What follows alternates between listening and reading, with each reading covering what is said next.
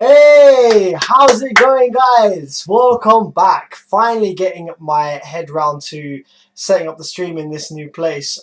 Actually, one thing that we're missing slightly from here is the old live chat. So let's bring that back in. Where we chat window is here. There it is. Yeah, that's what I'm talking about. Bring that back over there a little bit like that. There it is. Evening, guys. Welcome back to Amplifier, Interrogation and Repair live streams with your host Sam Bearvids. As you can probably tell, the workshop is different. I've moved into a new place, new workshop. Literally just about got it set up kind of how I want it. There's loads of stuff that I want to change, but I'm going to give you a little workshop tour, show you some cool little stuff that I've added that should make life a little bit easier. Hopefully, got a landline phone. Yes. Yes, Marcin, nice one. Marcin, you was obviously watching the finale to Streamless. Over December, I did Streamless, which was one live stream every single day in December, and it was freaking hilarious. I was shattered by the end of it, but the finale was very funny. We watched some of my old videos. It was really good. So hopefully the audio sounds okay with my voice. I literally in the half an hour before my live stream, I was quickly plugging in all my RTA microphones that I usually use for audio on the stream, but for some reason it's not working properly. The audio is very, very quiet, so I'm gonna have to figure that out at some point over the next couple of days. So I'm just using one of the built-in microphones on my webcam, but I think it sounds okay. I did do a little Audacity check before I started. So yeah, hopefully that's going to be alright. So this evening, just going to crack open a cheeky Prosecco. This was actually in the fridge when we moved in. I guess it was like, hey, congratulations for your new place. So yeah, it's only a really, really small baby one. But I just want have a little bit of Prosecco to celebrate the occasion.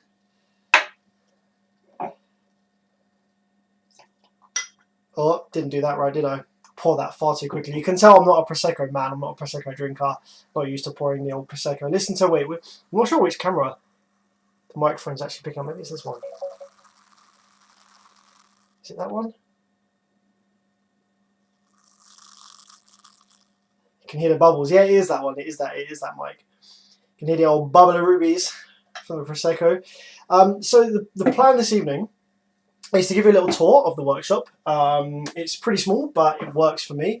and it's much smaller than my old one, but it's a bit tinier, and it's actually in the house this time. So at my old place, the workshop was, if you've been following my videos for years, I had a little outhouse, a little kind of back of the garage type place that I used to use for testing sounds, for testing speakers, making a bunch of noise when I was in my teenage years. And that eventually became my workshop, and to get there obviously you have to go outside first and then go into the garage. It was always a bit cold in there, lots of garden spiders, cobwebs and stuff like that. It was definitely a workshop type of vibe. Whereas now I'm in the smallest bedroom of my new house, which is fantastic. Having a workshop in the house, I feel very connected to the rest of the household, which is great. And it's much more like nice and soft in here. You know, everything, it feels like an actual room rather than just like the back of a garage. So pretty pleased with that.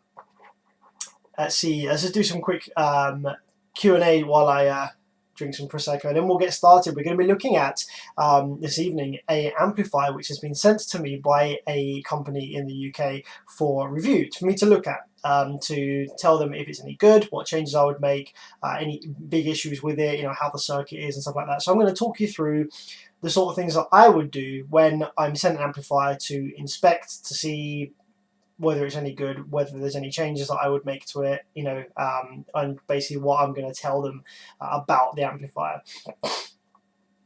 But yeah, hopefully the audio is good. Let me know how it sounds and stuff. Give me some feedback on the old stream. So camera-wise, I haven't got all my cameras quite set up. I think on most of them I've got this one, side chat. We've got the older classic, got a top-down inspection view, which is quite nice.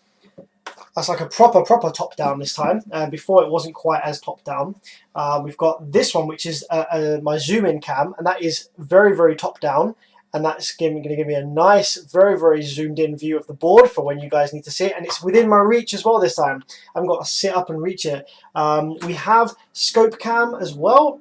I do need to make some slight adjustments to the scope cam contrast and brightness. It's a little bit dark at the minute. And I also have my power supply cam, which you can see there, actually is upside down, because the camera in my old workshop, I actually had it mounted upside down. I wonder if I can just quickly do that. I think I need to flip horizontal. Nope. Flip vertical. Flip vertical, you can see it. There we go, there it is. Flip horizontal and flip vertical sorts it out. So I've got the power supply screen there, so now you can clearly see voltage and current being drawn at any given time. Very low refresh rate on this camera. It's like an ancient webcam from the early 2000s, but it does the job for now. So pretty much all the cameras that you're used to seeing. Also got the hat cam that's not plugged in at the minute. And I also have, this is a new camera for 2021, which I'm going to hook up pretty soon. So here I have got myself, this is a little USB inspection camera. So it has a USB plug on the end, plug into your PC or your phone, and on the other end it has a decent camera with autofocus, very important, must have one with autofocus, and some LEDs. Now the idea of this is to attach this to my soldering iron, like so, and get it in a way that you have soldering iron cam, so that when I'm soldering, you kind of have a fixed look on the iron tip, and you can see exactly all the things that I'm soldering, which works really well. I've trialed it with some zip ties, and it looks great. And if some of you will remember, I think last year or a couple of years ago, I did trial a soldering iron cam with one of the Logitech webcams and some duct tape, and it looked pretty cool. But the duct tape kept melting because the soldering iron got very hot, of course. So that is that is a new camera angle for 2021 live streams.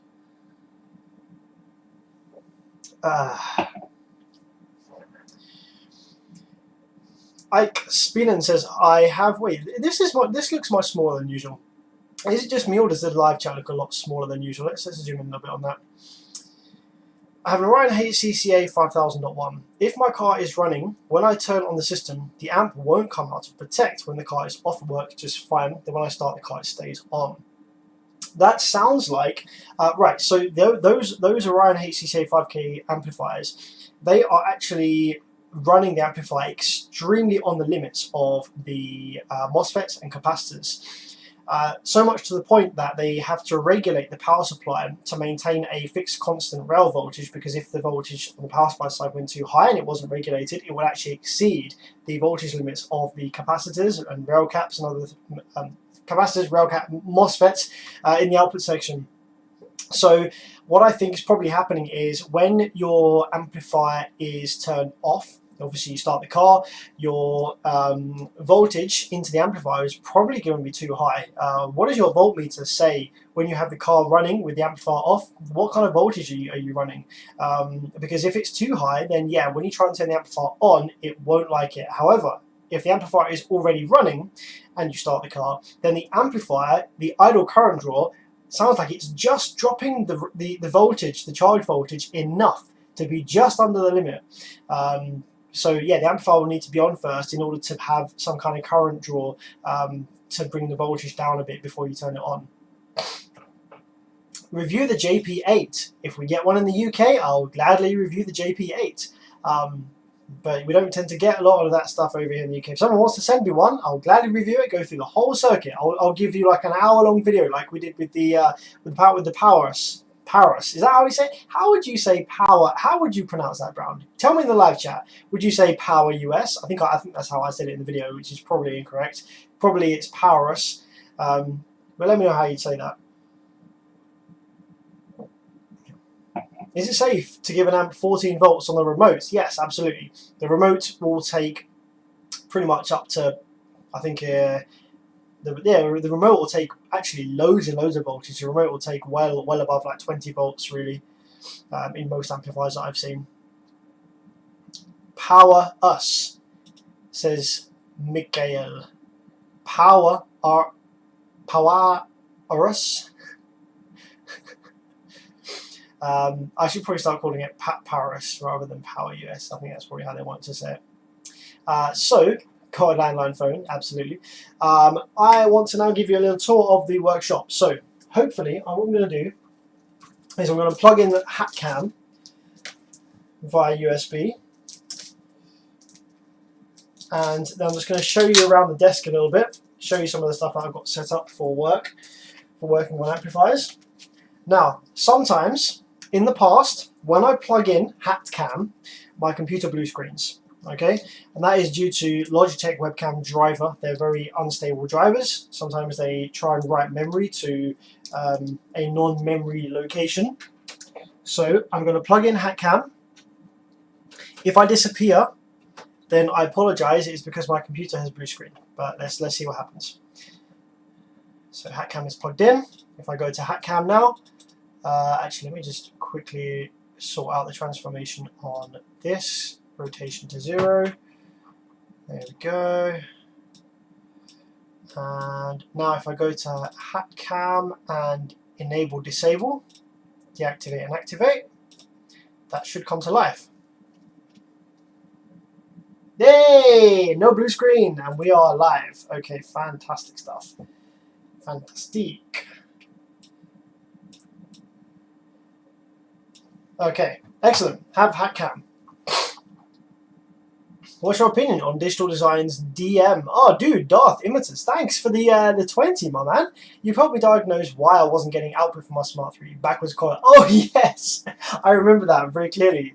Yeah, we were chatting on, I think it was Facebook Messenger. I'm glad you got that sorted.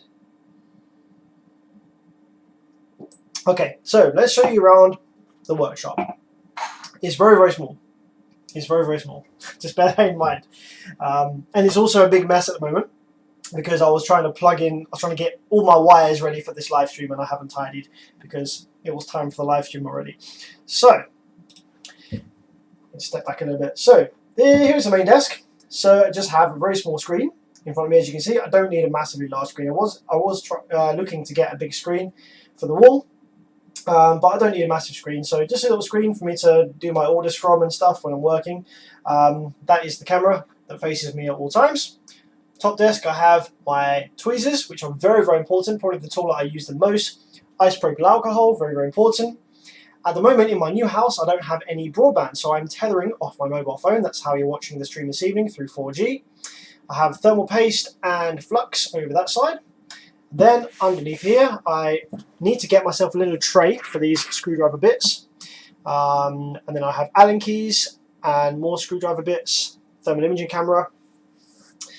I haven't yet got my ceiling mounted lights.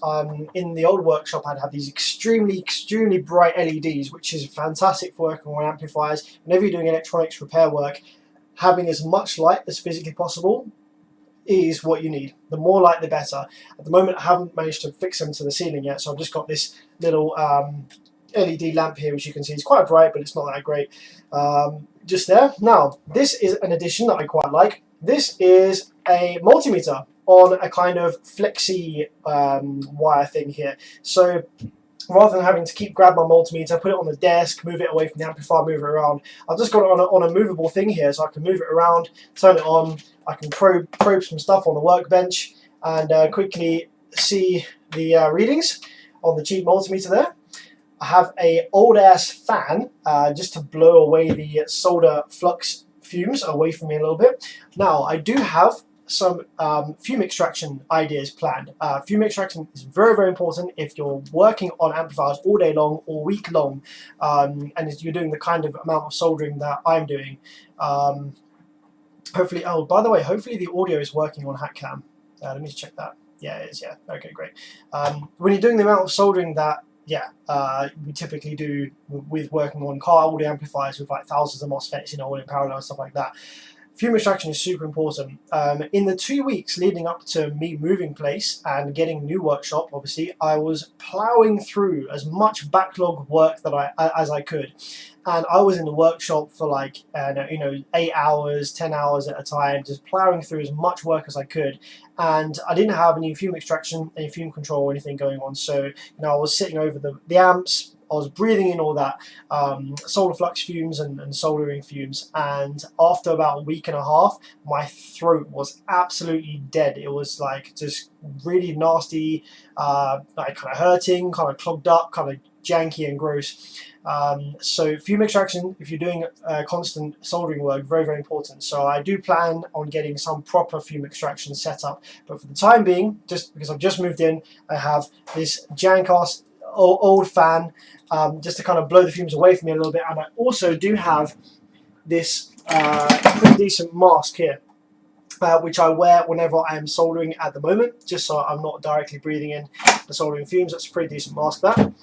On the window ledge, just have some parts, bits and pieces. I haven't quite got all these up yet. These are all of my kind of regular MOSFETs and stuff that I use in repairs. I need to get those mounted to the wall pretty soon, and then I have more, more resistors, capacitors, MOSFETs and stuff down there. They're all going to be on the wall behind me. I'll explain about this in a moment. This is pretty cool. If we go back to the desk here, pull out keyboard tray. Very important, because it means I can work on the amplifier here and not have the keyboard on the desk getting in the way of whatever I'm working on. I can just kind of like pull it out a little bit and order some parts off of the internet. Under the desk, I've got much more floor space this time. I don't care about cable management. I'm not a cable management kind of guy. So as long as it works for me, it's great. This camera will not want to focus, I swear. So I have my foot pedals here for changing cameras, and I have my foot pedal over here for the amplifier remote. This is the best thing you can do when you're working on car amplifiers. Have the remote wire on a foot pedal, because your reaction times are so much quicker to just lift your foot. If you're powering up an amplifier and you notice there's something not right, or something's overheating or starting to smoke, or you notice something is not right with the amplifier, every second counts, every millisecond counts with that amplifier being powered up. It could be the difference between killing all your new expensive parts you've just fitted, or managing to spot the issue and quickly turn it off before it becomes a problem. So yeah, having a foot pedal on the remote wire is an absolute essential for working on car audio amplifiers, or even mains powered amplifiers. I'll get to that in a bit, how I've managed to incorporate that into mains powered amplifiers. Now to the right of the bench, we have some more commonly used parts that I have, that I use, MOSFETs and bits like that, and parts for my oscilloscope, extra probes and stuff. Then we have the scope, have the lab power supply, frequency generator up there. Microscope for doing surface mount work, really tiny SMD work. I can just bring that down. There's the inspection cameras just up there. Soldering iron tucked under there, which is quite a handy little location.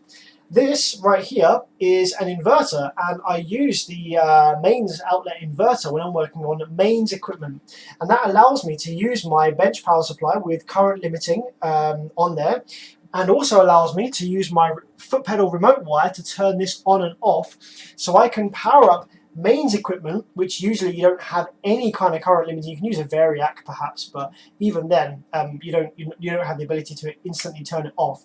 So with this inverter, which is a pure sine wave inverter, with my bench power supply at 12 volts, I can kind of power up a mains amplifier in a similar way to how I might power up a car amplifier, with the foot pedal for remote and with decent current limiting on hand. So that's how I'm starting to work on mains amps at the moment, which is pretty handy. Then I just have my heat gun over there, and most of this stuff isn't really finished yet. Like I said, I've just kind of thrown it together so I can get back to work. I grabbed this desk off of Facebook Marketplace for like £30, so it's really cheap, and it works for me at the moment. I've just got some racks over there for some of the amps that I'm working on at the minute. It's pretty empty at the moment. Most of the stuff is still downstairs. And then I have this rack, which was already actually in the house, that I've just moved upstairs just temporarily to use just to store some stuff on for the workshop. So yeah, it's going okay so far. I've got it to the stage now where I can work, and that's the most important thing. And I actually prefer the desk layout to the old workshop. The desk layout is a little bit more, everything's kind of more within reach, and yeah, I quite like it.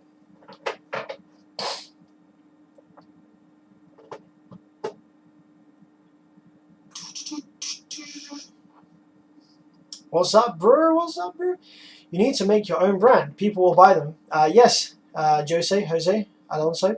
That's definitely a plan for the future. I would love to bring out my own brand of amplifiers, but there is quite a gap in knowledge between being able to repair amplifiers and kind of inspect them and design your own from the ground up. There's quite a bridge in a full bridge. There's quite a bridge in the knowledge required for that. I'm slowly getting there. I reckon it'll be a few years, and then I'll start drawing up some schematics for my own designs. But yeah, definitely will be something that I do in the future.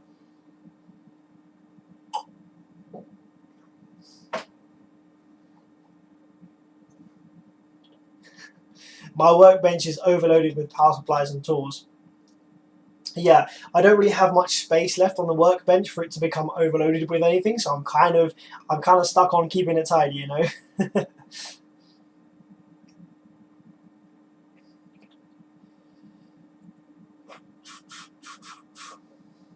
Just wanted your opinion on Digital Design's DM series amplifiers. I have the DM1000A at the moment. Yeah, they're alright. They fall under the generic Class D Type 4, I think it is, on Perry's Amplifier Repair Guide. So they're an extremely generic Chinese style board layout. They are not the most efficient things in the world, and they only just about make their rated power, but they're alright. You know, they're built quite well. The Digital Designs amplifiers, they do build them well, so you have a decent build quality on that. You have a low chance of vibration damage, and it should sound fine, and it should last you a reasonable amount of time. You can actually use an incandescent bulb for current limiting when working on mains amplifiers. Yes, that is very true. Great channel, man. Always been a fan. Thanks very much, buddy. Appreciate that. Yes, absolutely. The bulb would help out. It would slow the current coming in, obviously, and it would give me a visual indication of current draw. I just like the ability of having the current actually in values. In numbers on my bench power supply, and having the inverter allows me to quickly turn it on and off with the foot pedal remote, and it adds as another it works as another step of protection along the way. You know, obviously the inverter has its own protection circuits built in against overcurrent and stuff like that, so it's another kind of step, another little bit of protection for these mains powered stuff if they're not happy. Congrats on the new pad. Thanks, Jack. Appreciate that. Message retracted, no worries. Okay, so one thing I quickly wanted to show you guys before I move on, and it's mirrored actually, which is a bit annoying. This right here. So this, I was not expecting. This was a gift given to me by Mitch. I thought he's Mitch in the chat. I don't think so.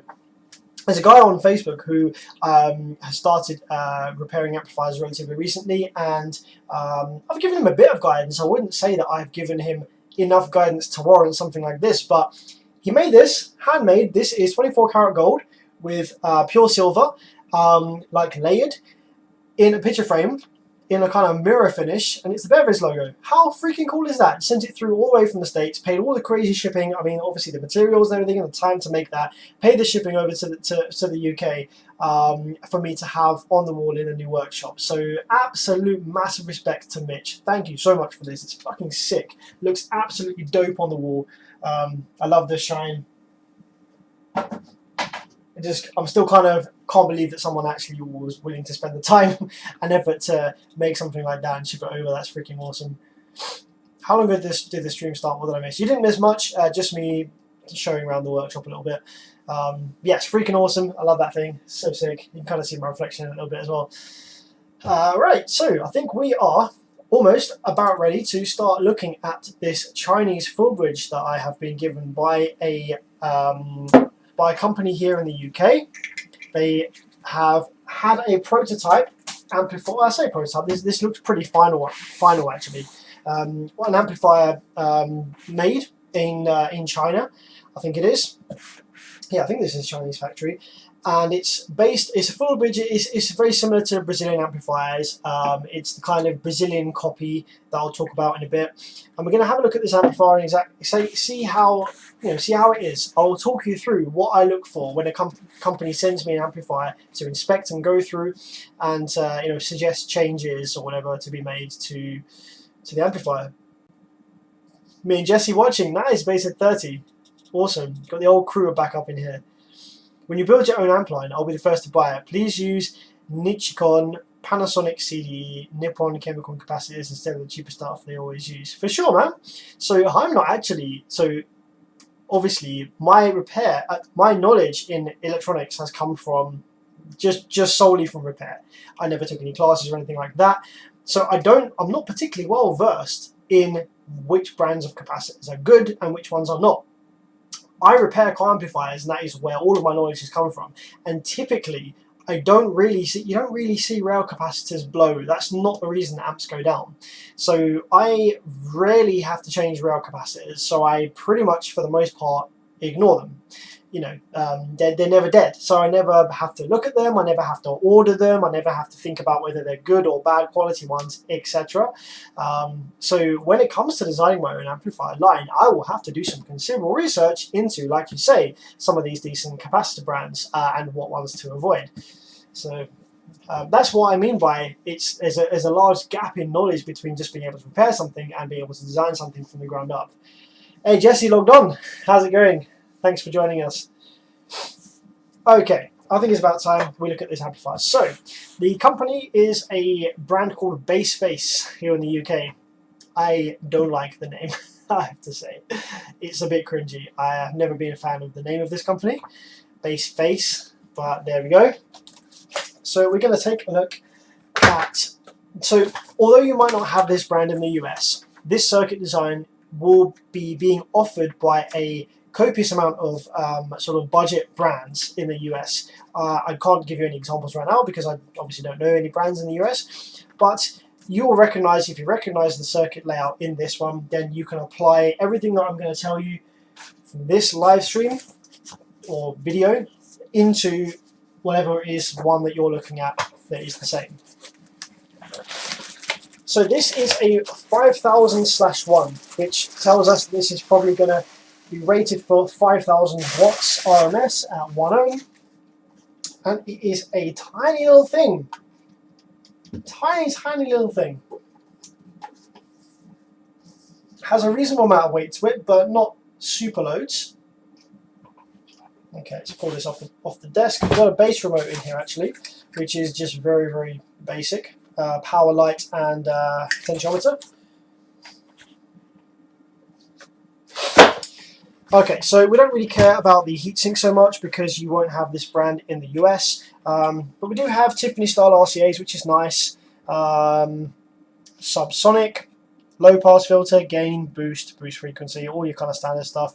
Power clip protect, that looks like Sound Digital style board. Speaker terminals, single inputs of course. Let's crack her open, see what's inside.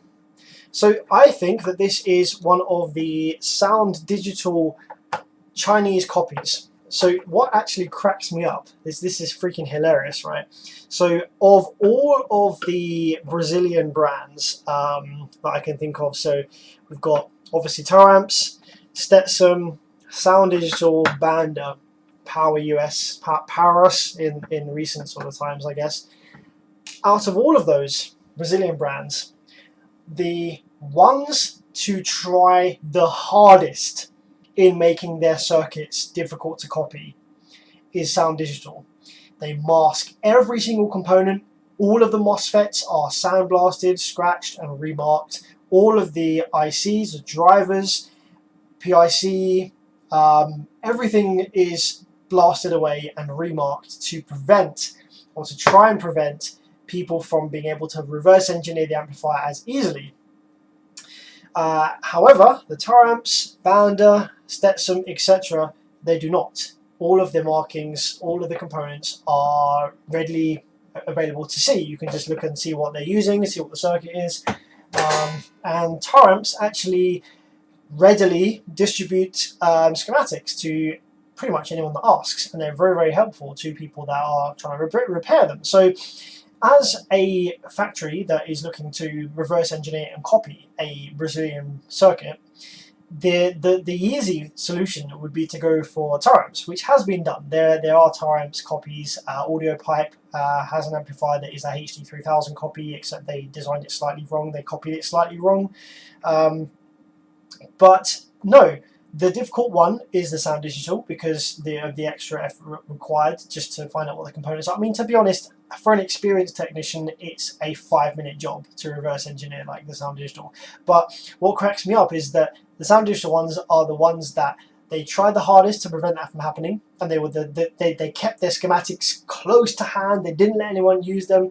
They'd only give advice to certified Sound Digital repair centers. They wouldn't give out repair information or schematics to anyone that asked. And out of all of those, they're the ones that got copied, and they're the ones that now have Chinese factories releasing a plethora of different models based on Sound Digital amplifiers under brands, and they've sold them to brands such as Ground Zero, Defbonce, and Alphard, the Apocalypse amplifiers, I think it is. You've got the Sundown, SFB, Sundown Fullbridge, the B2 audio as well, the Riot series amplifiers, they're the same. So all of those amplifiers are using circuits from a Chinese factory that has reverse engineered and copied Sound Digital, which is what this is.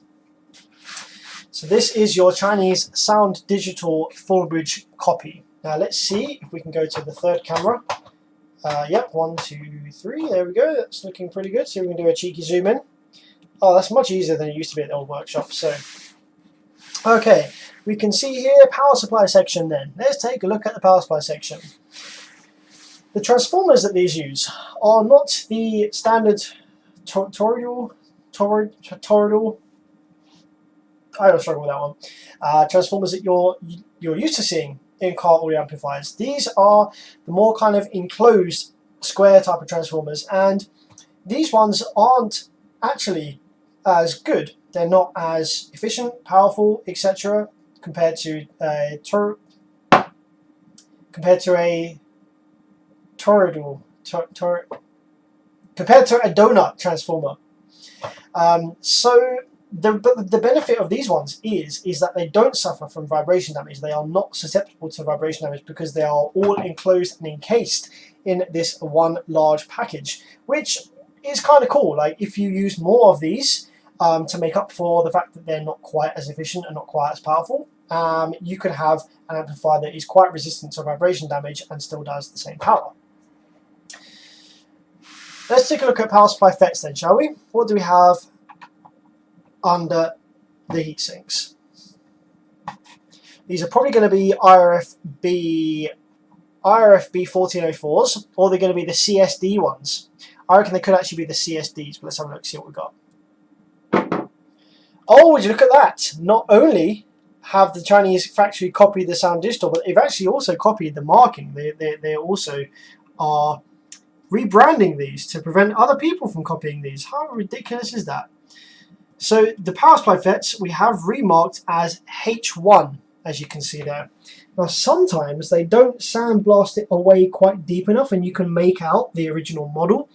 But in this case, I don't think that's going to work. They are pretty sandblasted. I can't make out any of the original markings on those. But from memory, from experience, the H1 is the CSD 20. What is it? CSD. I don't have it saved on Firefox.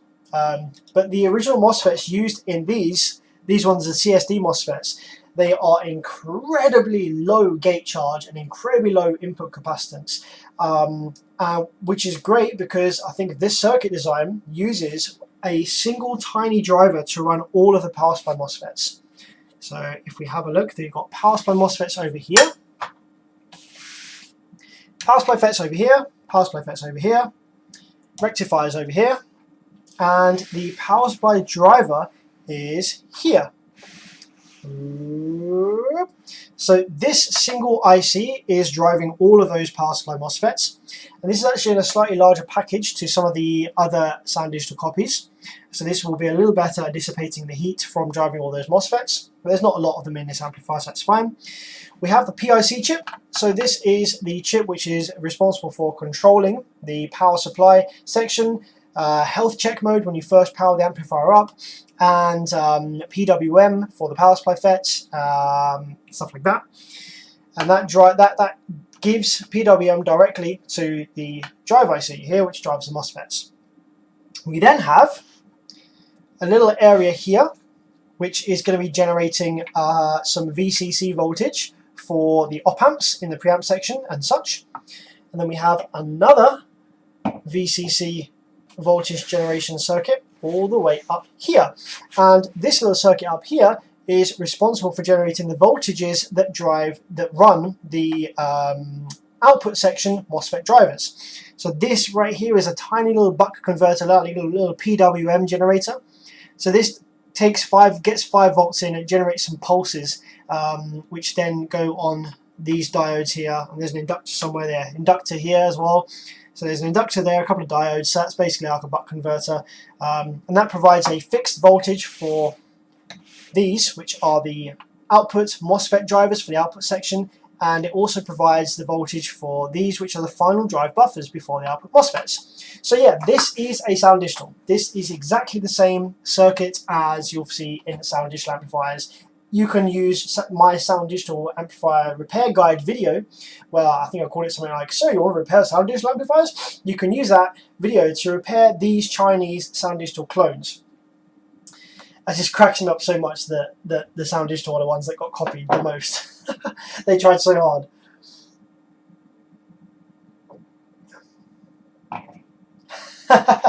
Jack the Ripper, yeah. H1 is a Nicholas FET. That's freaking brilliant. Is H1 Nicholas here? I don't think so. I haven't seen him in ages, actually.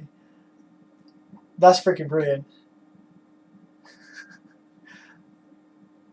Yeah, so basically we've just confirmed that this is a Sound Digital copy. What I want to do though is I want to power it up and look at the switching frequencies on this amplifier. I want to see whether there is equal current draw across the output MOSFETs. I want to see if there's any cross conductance in the output MOSFETs at idle, to see whether the circuit has actually been, the drive circuit's been designed well or not for the FETs that it's decided to use. Now the FETs, the output MOSFETs, we won't be able to see the model on these either, it'll be masked. Let's just see anyway out of pure interest. They're the power supplies. The output MOSFETs, no, we've got H9. So yeah, unfortunately we can't read the output MOSFETs, but they're probably going to be something like IRFB 4, what are they? 4, 8, 6, 7. They'll probably be like 4, 4, 8, 4, 7, 9. Oh, I can't remember. I've got a big list of the MOSFETs that he's typically used somewhere. Well, I haven't done any repairs for like a few weeks because I've been setting up the workshop, so brain's slipping a little bit. But what I want to do is I want to take all of the MOSFET clamps off of these before we power it up, because I want to see whether there is any idle heat on the MOSFETs, and that will show us whether there's any cross conductors happening due to a poorly designed drive circuit, and we can confirm that with the oscilloscope. And we're also going to have a little look at the build quality. Now, this is a pretty small amplifier with not a lot of guts. There's not a lot going on in here, so there shouldn't really be any excuses for poor build quality, which will lead to vibration damage. Because it's such a small amplifier, we should be able to nullify any vibration damage risks quite easily. I'm just going to pull the MOSFETs away from the heatsink slightly, just so that they heat up nice and easily. Now, these output inductors, they're pretty wobbly, I'm not going to lie. There's quite a lot of flex on those output inductors. And this has actually been an issue with the larger sound digital amplifiers. They actually do rub and snap their legs down at the bottom of the board here. To be honest, the resonant frequency of this and the stiffness is not bad, so you shouldn't really get an issue with this, but this is nowhere near as stable and as fixed down as the powerhouse amplifiers. Those things are absolute, some of the best amplifiers, are, you know, build quality wise, I've seen in a long time. Absolute beasts. The capacitors are a little bit wobbly again compared to the powerhouse. These rail ones are okay. Everything else generally seated down pretty well. Board flex isn't much to speak of.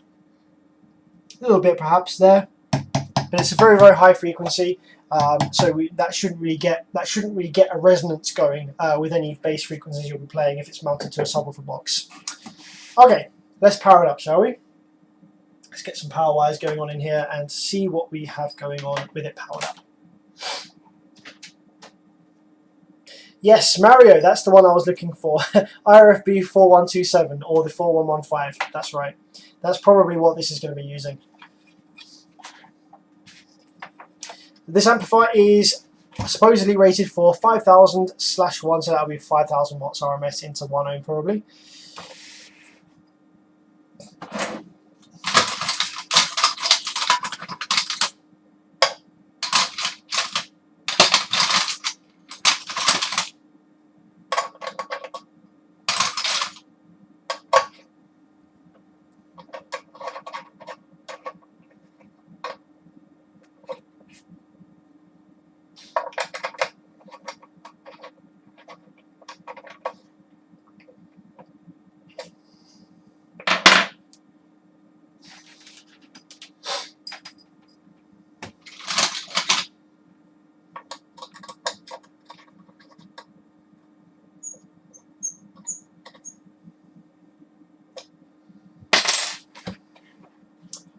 Okay, now because this is a sound digital clone, we are going to have a health check mode on this amplifier.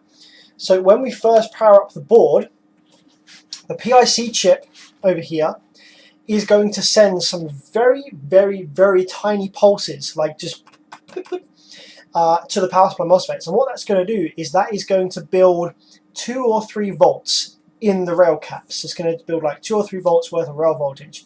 The PIC chip is then going to detect that. It's going to listen to that and be like, okay, as a result of my small pulses, has there been enough rail voltage generated? A, that means that I have enough current available to power the amplifier up fully. And B, that there's no shorts in the output section, because obviously if after the pulses there's 0 volts of rail, that means that there is something shorting out the rail to ground, usually a shorted MOSFET. The amplifier will go into protection mode. So let's power it up and let's take a look at that in person. There's some LEDs on the side of the board here, which we'll be able to see. Go into its health check mode. Let's turn on the power supply. Crank her up. Get 12 volts going in there, and 20 amps. Let's go down a little bit. Don't want quite that much current just to start with. And this is still upside down from the old workshop. Transform, flip horizontal, transform, flip vertical. There we go. 12 volts, 0 amps. So if I hit the remote now, if I hit the remote pedal, you should see these lights come to life. There we go. Now, actually, it looks like this amplifier doesn't actually have a health check mode. Not in the same way that the, not in the same way that the tower amps do. So what you'll notice is the second that I hit the remote, okay, on my power supply, you'll notice that it tries to draw, a lot of current instantaneously. And then it kind of flashes the power light with the clip light lit. And that means that the amplifier hasn't built enough rail based on that first initial pulse. Let's take the oscilloscope probe the power supply FET drain, and let's have a look at what that looks like on the scope screen. So when I hit the remote wire, we get a little pulse like that. See that? It's just a little pulse of the power supply FET. And that's what it looks like. I've just managed to pause the scope screen there. So what this is a very, very high dead time, very, very low duty cycle pulse on the remote, on the gate leg. And what that will do is it will just be building a very small, well, it will be trying to build a specific amount of rail voltage, which will tell the PIC whether there's enough current available for the amplifier to power up fully. Now, obviously, in this case, I've limited the supply to 5 amps. So with 5 amps of supply, there's not going to be enough rail voltage built in the amplifier, and the amplifier is detecting that there's not enough current available to power up. So if we probe the gate leg here, you can see that little pulse. Oh, if I try and stop it. There we go, there's the little pulse on the gate. So that's what the PIC is sending to the power supply MOSFETs, and yeah, provided enough rail voltage is built from that pulse, the amplifier will come to life. But obviously the rail capacitors, they store rail voltage, so every time I pulse it, the rail voltage will get a little bit higher, which means that we can power this amplifier up on a small 5 amp supply just by keep pulsing the amplifier, and we can get the rail voltage built up. So if I go now and turn the oscilloscope up, and let me just transform this to be the right way around, flip vertical, flip horizontal. There we go. So if I now probe the one of the output MOSFETs or the rectifiers here, let's have a look what we got over this side. Yeah, I'm going to probe this one. So we've got 36 volts worth of rail at the moment. Now every time I hit the remote again, you'll see that that jumps up a little bit higher, until we get to the point where the amplifier is happy that there is enough rail voltage built to fully turn on. So now I think we're at the point where if I hold the remote on, the amplifier will power up fully. There we go. So we've come to life. We have 12 volts going in, roughly 12.1. And there is 112.7 volts worth of single positive rail. Cool. That is on the high side drain. If we take a look at the low side drain, we should see the output Class D switch wave, which is a little higher actually than the powerhouse amplifiers. We have 131 kilohertz of Class D switching. We have 1.9 amps worth of idle current draw with about 12 volts worth of input. There we go, 1.8 amps worth of idle current draw, which is actually pretty nice for a 5K amplifier. That is not much current draw at all on idle. So that's pretty cool. The drain wave looks pretty nice, although we do have a little bit of spiky noise on there, and I imagine that's because this amplifier is currently not connected with a load. So what I'm going to do, I'm actually going to zoom in on the scope right here, and I'm going to go ahead and save this trace to memory. So I'm going to go trace memory 1, save to memory. Okay, now what I'm going to do is I'm going to power the amplifier back up again, but this time I'm going to connect a load to the speaker terminals. There's only going to be a 16 ohm load because that's just what I happen to have my dummy loads set up to at the moment. I can't be bothered to change them to a 1 ohm load, but this will make a difference. So with these amplifiers, the filtration circuit in the output section is quite minimal and quite basic. And you may have heard, if you've been around in car audio for a long time, that back when Class D was kind of first becoming a thing, people may have said to you, don't run Class D amplifiers without a load connected.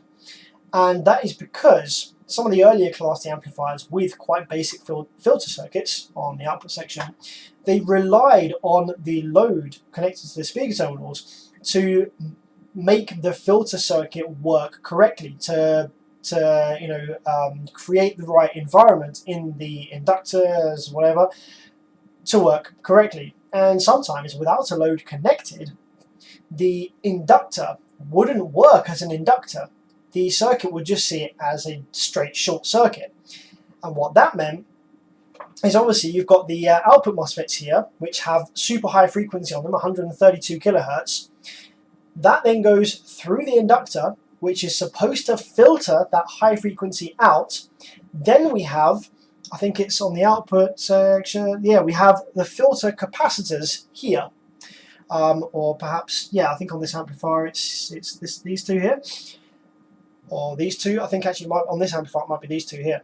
So we have some tiny filter capacitors, and if the inductors aren't working as an inductor, they're just allowing that high frequency to pass straight through it, then this capacitor will try and pass the high frequency through it to ground, which will cause this capacitor to probably explode, and it will also basically mean the MOSFETs are trying to send a high frequency 132 kilohertz straight to ground, which will blow the output MOSFETs.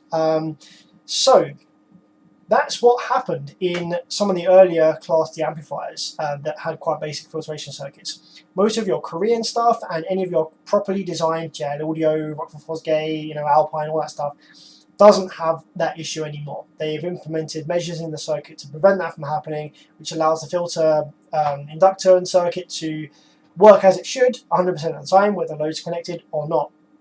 However, with these amplifiers, that's not the case.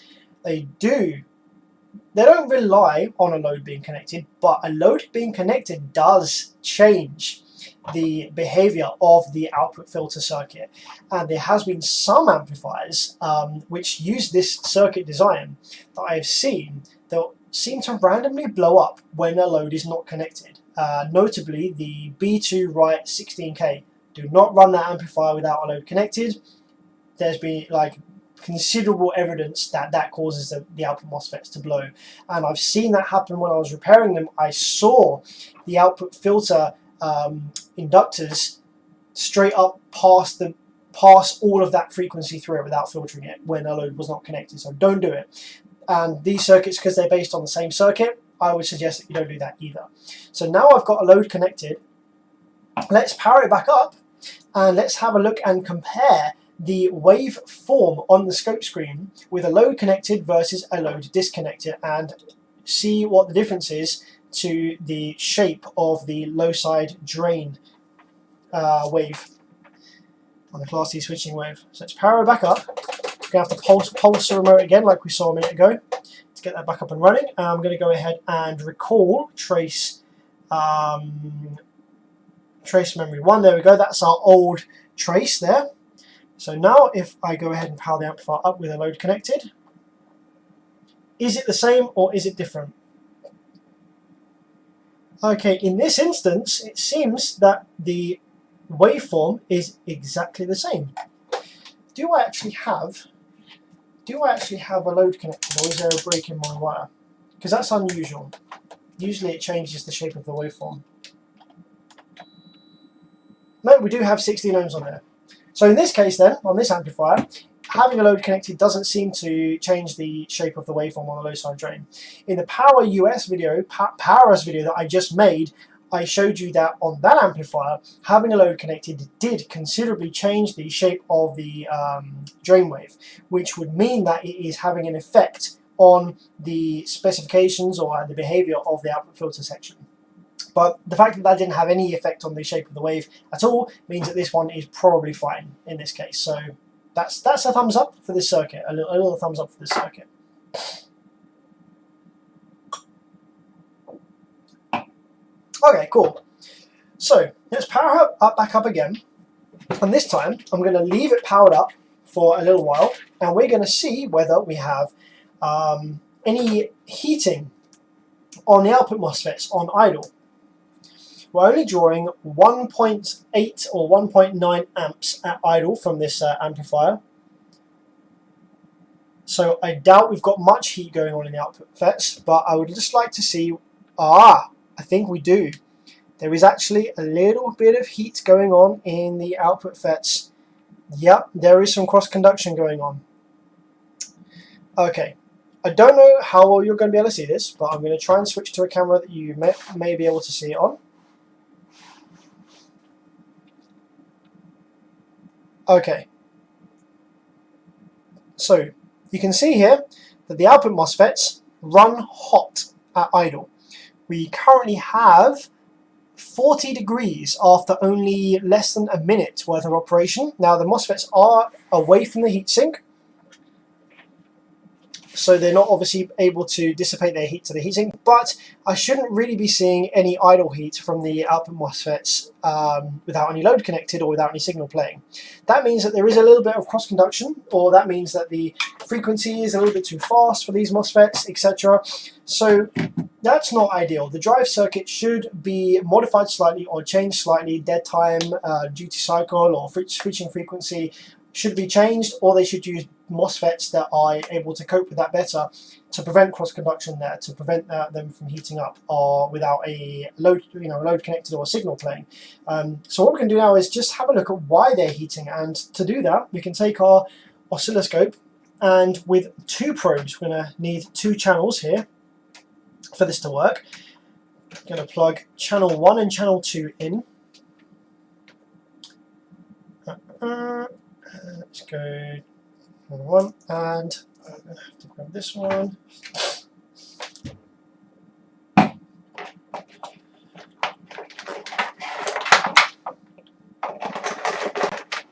what we're going to do is, with the oscilloscope, we're going to probe the drain wave and the gate wave together, and then we're going to look at how they overlap each other. And there shouldn't be any overlap, and if there is an overlap, then that will be why we're getting heat at idle.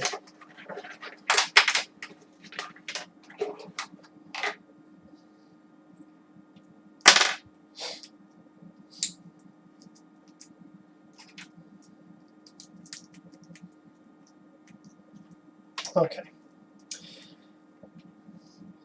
So on channel 2, we're going to have the gate, and on channel 1 we're going to have the drain.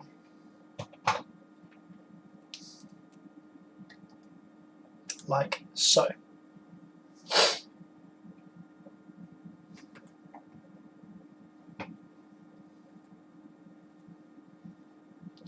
Okay, now let's power it up again, and let's inspect the waveforms on the gate and drain together, and let's have a look and see if we can figure out why the output MOSFETs are heating up at idle.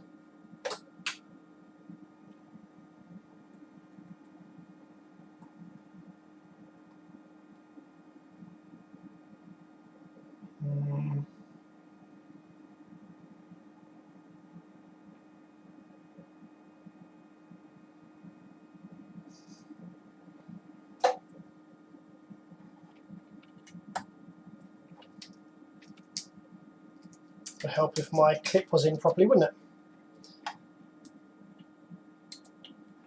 There we go, let's try that again. There we go, okay. So yeah, on the scope screen we've got the nice sharp wave here is the drain, and then the smaller one is the gate. So what I want to do is zoom in, and let's see if we can see any overlap. So on this side, this is the gate turning off and the drain turning on. Okay, as you can see, there is no overlap there. The gate turns off before the drain comes up on the next cycle, so that's looking pretty good. We do have quite a bit of ringing there actually on the gate. That might be something to do with it. So look at this. This is actually pretty horrendous. This right here is the gate coming down and turning off, but then because of ringing in the circuit, in the drive circuit, it comes up so far that it's probably turning the FET back on again. I'm just gonna see whether that's to do with oscilloscope like noise on the probe, perhaps. So I'm just gonna go ahead and ground out my probe right here, right next to the amplifier, just in case it's a bit of noise on the scope probes. But I don't know if it is. Okay, it's a little bit of noise, so that's fine. That looks good then. So we don't have that. Look, that's massively cleaned that right up there on the gates. That's fine. So no cross conduction there. So now let's move on to the drain turning off and the gate coming on. So now this, I think, is where we are seeing our problem. There's a bunch of noise on that. I'm trying to work out whether I can get rid of that on the scope at all anyway.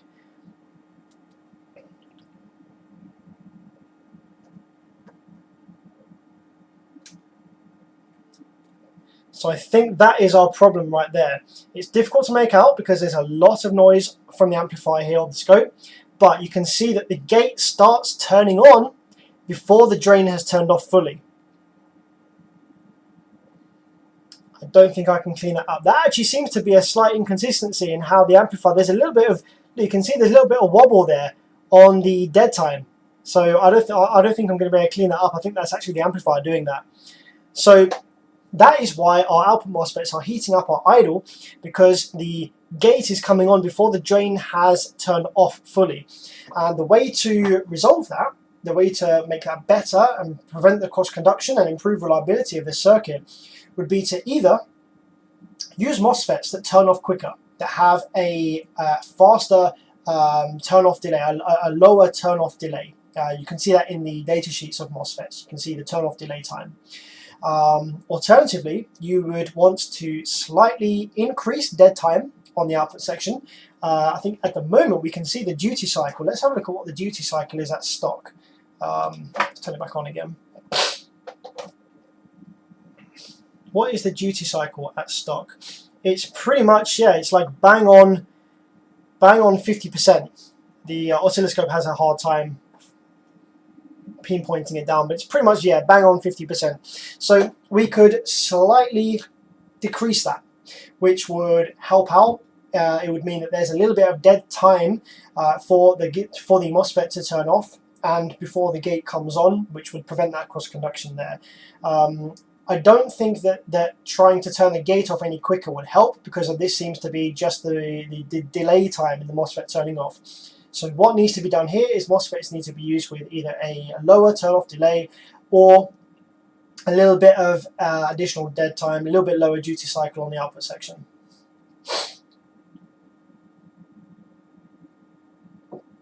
How would you rate these Chinese full bridge to the Powerhouse? These have nothing. These have nothing on the Powerhouse. These are a relatively poorly copied PC, a poorly copied circuit design from Sound Digital amplifiers, which are not the best design amplifiers in the first place anyway. The Powerhouse is designed from the ground up completely differently. If I'm honest, after looking at the Powerhouse amplifiers, they're more like a Korean or like a Japanese. They're more like a Japanese design amplifier than a Brazilian. Honestly, I wouldn't even, apart from the fact that they're made in Brazil, I wouldn't classify them as a Brazilian.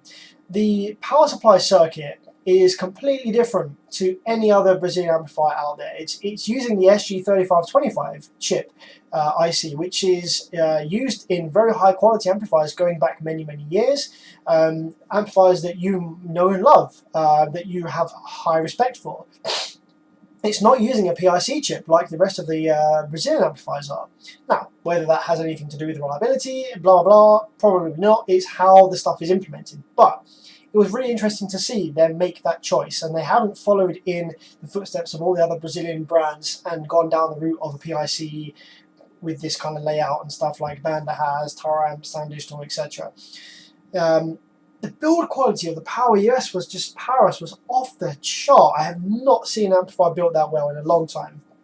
And they made sensible design choices as well. We got a really low frequency output section, which is great as a base amplifier. It's great because it's very reliable. The MOSFETs are switching nice and slowly, manageable. The switching noises and ringing is manageable. Yeah, just really good design choices were made in that amplifier circuit from the Power-Ups, and more so than this thing right here. Did you ever repair an ESX Vision amp with AB MOSFETs and or D MOSFET? No, can't say I've seen that amplifier, I'm afraid, Fabio. Not too familiar with that brand at all, actually.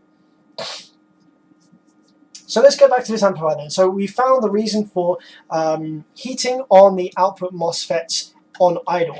And that is due to the MOSFETs not turning off quick enough before the next pulse from the gate is sent to turn the other side on. Which I have to say the Power-Ups amplifier didn't suffer from at all. That amplifier ran stone cold at idle, which is fantastic to see. What else do we want to have a look at? Oh, let's have a look at the frequency response of the input section, shall we? That's always something that people say about Brazilian amplifiers, is they don't sound the same as Koreans, blah de blah. They're not as good on the lows. And I always tell people that the amplifier sections of all these amplifiers don't really sound much different from one another. All it is just a bunch of MOSFETs and the switching frequency and whatever. The thing that causes the amplifiers to sound different from one another is the preamp section. And if you know this, if you are aware that it's the preamp section that causes these amps to sound differently, then you can use an active crossover instead, like either your head unit or a DSP, to make the amp sound how you want. Whereas a lot of people will just set up their their crossover settings on the amplifier the same as they always have done with their old amplifier and expect it to sound the same, and it's not going to, because they're very different.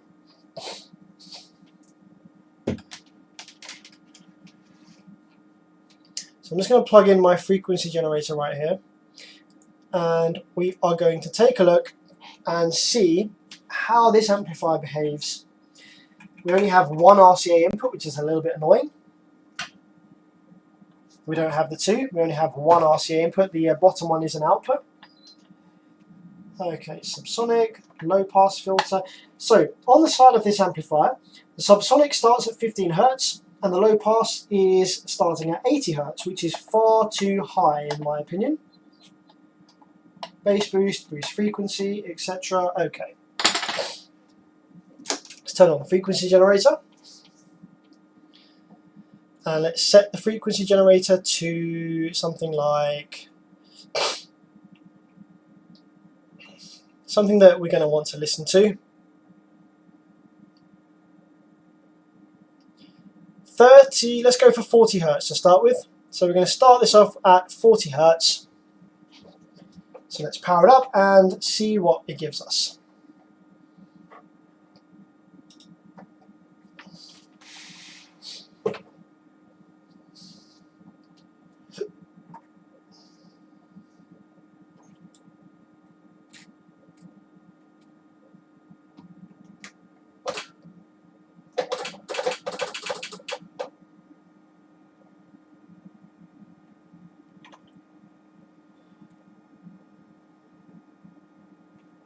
Okay, so like its Brazilian brothers, I think this amplifier is going to need a little bit of gain to come to life. Yep, there we go. That's a really silly thing, isn't it? So on all of the Korean amplifiers you'll be used to seeing, and this is how it should work, okay? The gain knob should be an input sensitivity range, okay? So it should, when you have the gain knob at 0, it should, usually like it will say 6 volts or whatever. So that means that with the gain knob at 0, if you give the RCAs 6 volts worth of signal, the amplifier will reach clipping point. And with the gain turned all the way up, which may say 0.3 volts, that means that you only need 0.3 volts of RCA signal to get the amplifier to clip point. Now on these amplifiers, we do have on the gain, or I think it's called, yeah, it's called gain, we have 5 volts written on the side here. it says 5 volts as the minimum and 0.2 volts as the maximum. However, if I put the gain on 0, it is a 100% defeat. So it is muted. There is no output whatsoever when we have the gain on 0. So that is not in line with what it says on the side. It says on the side that when the gain is on 0, we should have clipping at 5 volts worth of input, but it's not. So then it's just a guessing game as to what position it actually is supposed to be at for 5 volts. So you're gonna, you can't go by, not that many people do anyway, but you can't go by the markings on the side of the amplifier here for setting your gain. Not that most people do anyway, I think, but just worth noting. And that goes for all the sound digital boards. That just shows even more that this is a straight sound digital clone, because the sound digitals are the only other amplifiers that are like that. The banders are not like that. If you have the gain at 0 with the banders, it still lets through a bunch of signal. On the, actually no, the tar amps are the same actually, I lie. The tar amps are the same. If you have the gain down at 0 on many of the old tar amps HD line, it's actually 100% mute, it's a defeat.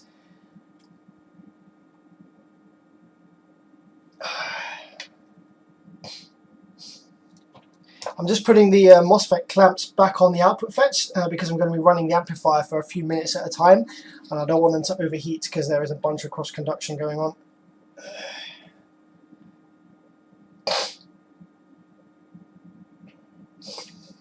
Okay, cool. That'll do, don't need the rectifiers on. So let's power it back up and have a look at the audio on the outputs. Okay. So like I said then, we have to turn the gain up a little bit to get some audio. Let's go up a touch. There we go. I'm just gonna get to about 17 volts there. Okay, so we've got 40 Hertz going into the amplifier right now. I have the low pass filter knob at 0, which is at minimum, which is 80 Hertz. And I also have the subsonic knob at minimum, which is labeled up as 15 Hertz. So I'm playing 40 Hertz right now. So in theory, if I turn up the subsonic knob just a fraction, I shouldn't see any change in this wave right now. Let's see what happens. I'm gonna turn the subsonic knob, bearing in mind it goes from 15 Hertz to 80 Hertz. I'm gonna turn it up to just under a quarter. So you wouldn't expect that to affect your 40 Hertz output. So let's see what happens. Going up to a quarter now. Okay, great. That's actually very positive to see. Going up to a quarter doesn't affect our 40 Hertz output. Let's go up to a third. Doesn't affect our 40 Hertz output. We still have 16.9, 17 Hertz, 17 volts. So let's go up to halfway on the subsonic. Now it's starting to affect our wave slightly, which is actually really impressive. This is quite a sharp roll-off then I see. So what I'm going to do is I'm going to just turn up the subsonic until we see a little bit of attenuation in the wave. So that's just under halfway. 16.6 volts at 40 Hertz. Now what I'm going to do is I'm going to turn the frequency down from 40 Hertz. So it's quite clear that we've turned the subsonic filter up to the point where it's at the frequency that we're playing. Now if I turn the frequency down, let's see how sharp is this filter. So we're going from 40 Hertz with 16.6 volts. Let's go down to 30 Hertz.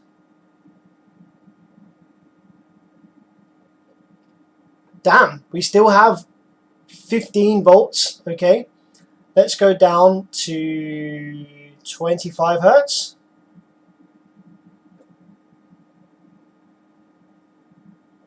25 volts, still have 12 volts. So this is an incredibly shallow roll-off on the old subsonic filter. And only when we get under 25 does it really start dropping off like a rock. So we still have 13.7 volts going in at 25. But when we go down to 22 Hertz, where are we, 22 Hertz, we drop down to 11. And then when we drop down to 17 Hertz, we drop down to 9. So as you can see there on the scope screen, if I zoom out a little bit, this gives you a better visualization of the filter roll-off. So if I go up to 40 Hertz, back to where we were before, 40 Hertz is about here. So if we start rolling off now, you can see it's very shallow roll-off to start with, then suddenly drops like a rock about this point here. As soon as we get to 20 Hertz, it just boof, drops off like a rock. So it's not linear. Okay, let's turn the subsonic filter all the way up. I'm quite curious to see. I'm going to turn the subsonic filter all the way up. That should be 80 Hertz according to the amplifier's markings. So now let's increase this to 80 Hertz on the frequency here.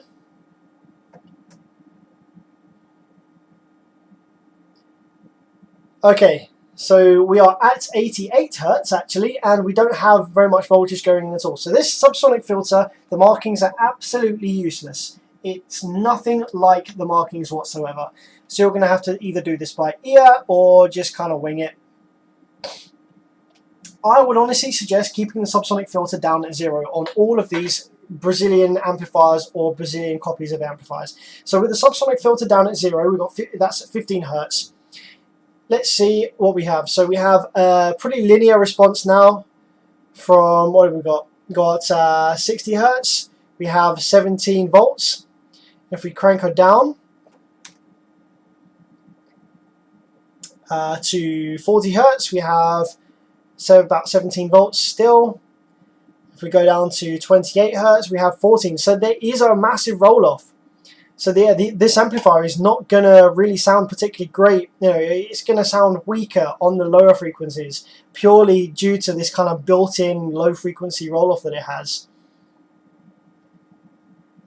As we go down to 24, we only have 13 volts. So there's a few volts difference, and there shouldn't be, because our subsonic is set to 15 Hertz. So there shouldn't be this difference in voltage as we go down, but there is. And then again, only once we get to 20 Hertz does it really start dropping off. 11 point whatever volts that is. So that subsonic filter is freaking useless. Don't use it. It's pointless. Absolute waste of time. And that goes the same across the board for the Sundown full bridge, the Ground Zero full bridge, the Def Bonds. This subsonic filter is going to be absolutely useless. It doesn't fucking do anything. All it's going to do is just slightly attenuate your the frequencies you actually want to listen to. Matthew Macy, dude, thank you very much for the 10. Congrats on the new place. Thank you very much, man. Buddy, I appreciate that. That's wicked. Thank you very much for the 10, my man. So my advice would be is just use an active crossover. Use the DSP. Use a DSP. Use an active crossover that has a decent subsonic filter built in that you can control correctly. The same goes, I think, for let's take a look at the low pass filter. So the low pass filter is currently set to minimum, which is 80 Hertz on the side of this amplifier. So if we go up, we should see a point where the voltage starts disappearing. So the voltage starts attenuating downwards at this point right here, which is 64 Hertz.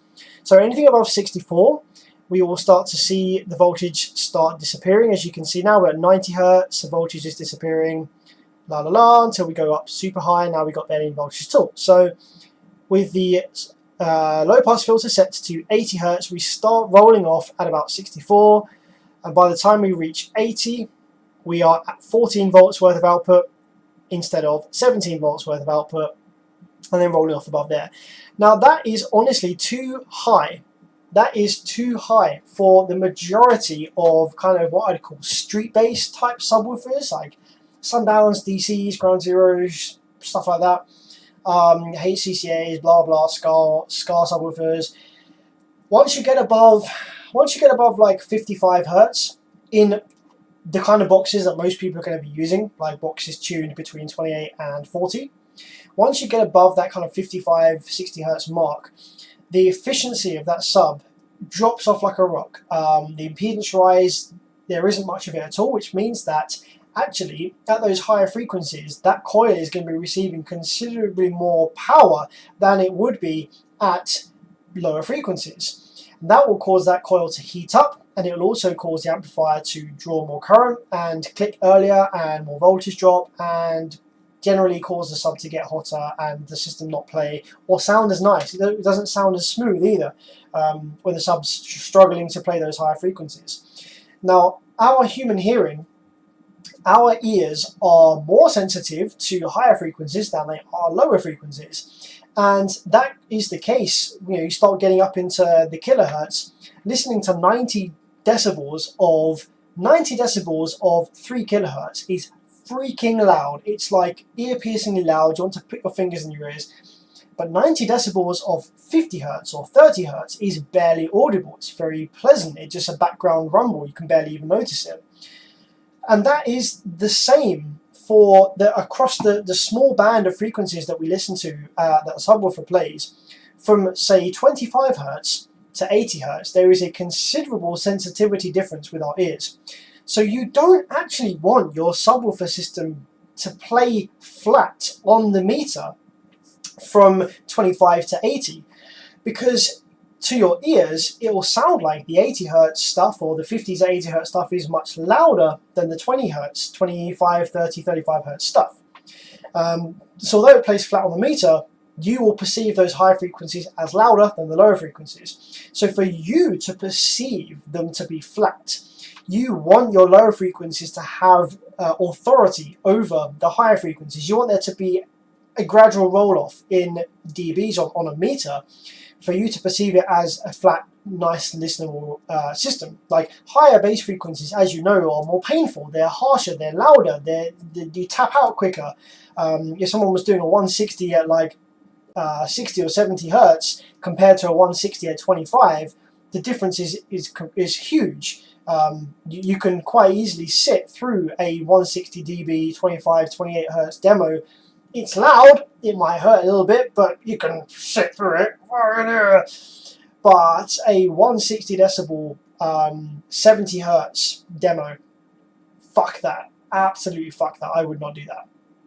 So you do want a gradual roll-off from, I would say, starting at about 40 to 45 hertz. You want that to roll off, start rolling off. And this amplifier won't give you that without some kind of active crossover. If you just leave it at that and just leave all your crossovers open on your head unit and you rely on the crossover built into this amplifier, a combination of the fact that it's rolling off the lower frequencies, as we saw on the oscilloscope screen there, combined with the fact that it doesn't start rolling off the higher frequencies until we get like above 65, 70 hertz, this amplifier is going to sound not very smooth. It's going to sound like the higher frequencies have priority, which is not what most people want from a subwoofer amplifier. And it's not what most people perceive like a smooth sounding, powerful amplifier. That's what you get with the Koreans. The Korean preamplifier sections, the subsonic filter was very right down at the bottom. With it down, it didn't attenuate the frequencies just like this is, and the low pass filter was a lot lower set, and it came in a lot earlier than these amplifiers.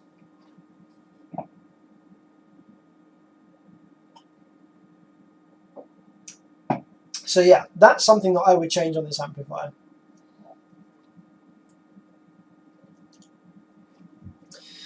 Okay, what else do we need to look at then? So we've taken a look at the filter circuit and how that behaves.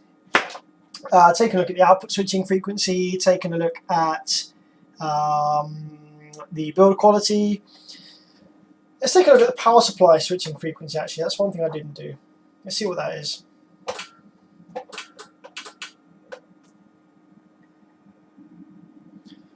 Okay, power supply switching frequency is 26 kilohertz. That's very, very normal. That's absolutely bog standard for a car amplifier. It should be much higher. You can do it much, much higher these days for massive gains in output, in power supply efficiency and stuff. You can have like power supply switching frequencies well into the 200, 300 kilohertz range, and it will work much better. But unfortunately not now. But apart from that, there's not much else to talk about this amplifier. It is pretty much a sound digital. Let's see whether there's any power supply regulation. So we have 12 volts going in at the moment. So if I crank this up now to 14 volts, nope, there's no power supply regulation at all. We still have bang on 50% duty cycle. So that will result in a direct increase in the rail voltage on the output section, as you can see here. With 14 volts going in, we have a 64 volt RMS switching wave, which if I crank the power supply back down to 12 volts, that results in a 55 volt RMS switching wave. When does this amplifier go into protect, I wonder? What's the low voltage cutoff? 10 volts, 9 volts, 9.7, 9.6, 9.3, 8.9, 8.6, holy fuck. Wow. 7, there we go, 8 volts. It goes into low voltage protection at 8 volts. Some people actually ask me, you know, why does it go down to 8 volts? Because most people are used to being told that you can damage you know, a car amplifier running it down below 12 volts or something like that. So this amplifier, as we've just seen, is operational down to 8 volts. So let's say you ran this amplifier at 9 volts. You know, you had a 9 volt power supply or 9 volt battery. Would that be safe for this amplifier? The answer is yes, absolutely. In fact, the amplifier will probably last a lot longer at 9 volts than it would do at 14 volts because the components are much further away from their breakdown limits, they're stressed less, there's less current going through the circuit, etc. Because running the amplifier at 9 volts, the only way you're going to damage it is if you expect it or you try to ask it to produce the same amount of power as it would normally at 12 or 14 volts, putting the amplifier into clip. But if you run the amplifier at 9 volts and you only expect it to be like a 3K amplifier or a 2.5K amplifier, which is where it'll start clipping, yes, the amplifier will perform absolutely perfectly. There's nothing that is going to kill this amplifier from it being run on a lower voltage. The only thing that's going to kill it is running on a lower voltage, but then asking it to try and produce the same power that it would normally when running at a higher voltage.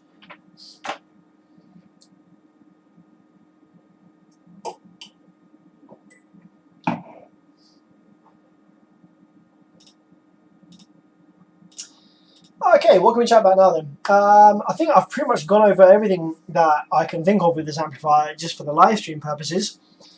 If there's anything that you'd like to see from this amplifier, so bear in mind, for you guys watching, this circuit is the exact same circuit as you'll find in the Sundown SFB full bridge amplifiers, Ground Zero, Defbonce, Alpha, Apocalypse, whatever, B2 Audio Riot series. So if there's anything that you aren't sure about or any questions that you have or anything you want to know about any of those amplifiers, then the one I have on the bench is the same. So we can inspect it and I can answer your questions on it.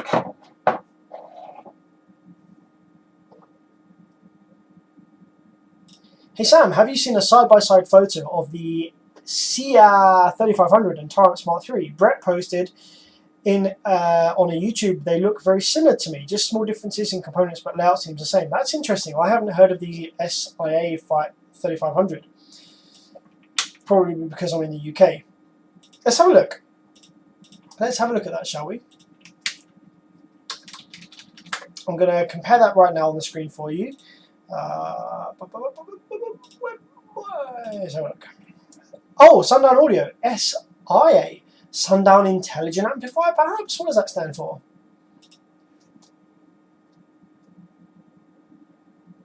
I bet it is. I bet that Chinese factory has copied the Smart 3. Got any guts picks?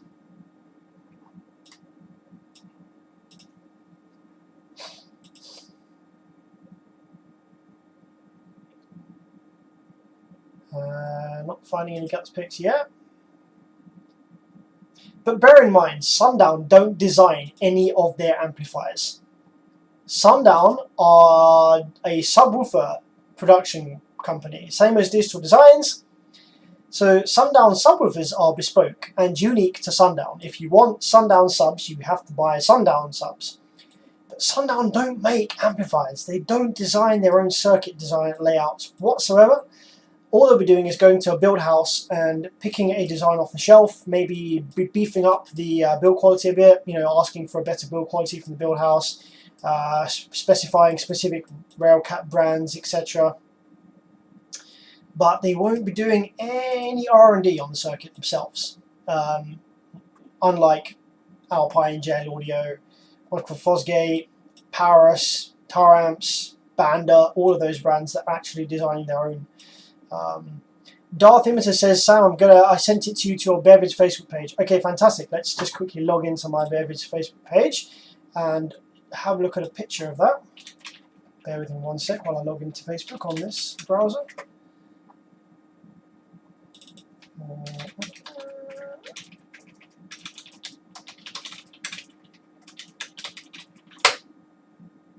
Did that work? Is that my password? I think it is. Okay, great stuff. Okay, so let's go to my Beverage Facebook page now, and Darth Imiter sent me the picture, so we can have a look at that.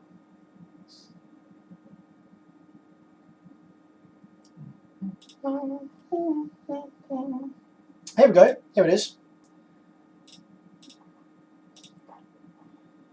Okay, let's grab this up on the screen and we can have a look. So let's zoom in here. See if I can specify what's going on. So yes, this is the good old Smart 3. I actually have a Smart 3 right here in the workshop if we wanted to have a look at it. So yeah, as you can see, yeah, we've got the more output MOSFETs, because this is the 2 this needs to do the 3K at 2 ohms, so the MOSFETs will be higher voltage, lower current compared to the base 3K. Yeah, that all looks the same as what I remember. Now let's take a look at this one. Okay, rectifiers, different package. Output FETs 1, 2, 3, 4, 5, 6, 7, 8. 1, 2, 3, 4, 5, 6, 7, 8. Same number of output FETs. Inductors. Amount of turns looks pretty similar. Output drive circuit. Slight different positioning. You know what? I think that is maybe a bit more like the base series. I'm trying to look for the bit of circuit in the Smart 3 that's responsible for doing the current mode clip, the detection. There's that chip there. Yeah, that's the same. That voltage regulator is in the same place. PIC chip is there. No, that does look exactly the same. The only thing that's different is they have used a toroidal transformer as opposed to these ones, which I said is the more efficient, better one to use.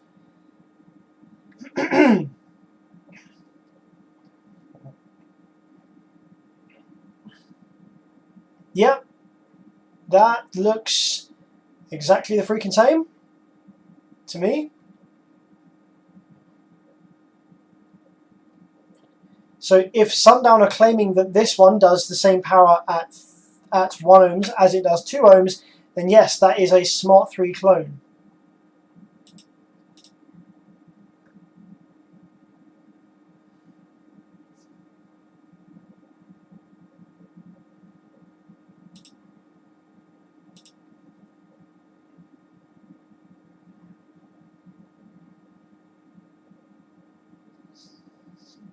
Do you want Jonathan Price to... Are you fucking kidding me? Does he really still do that?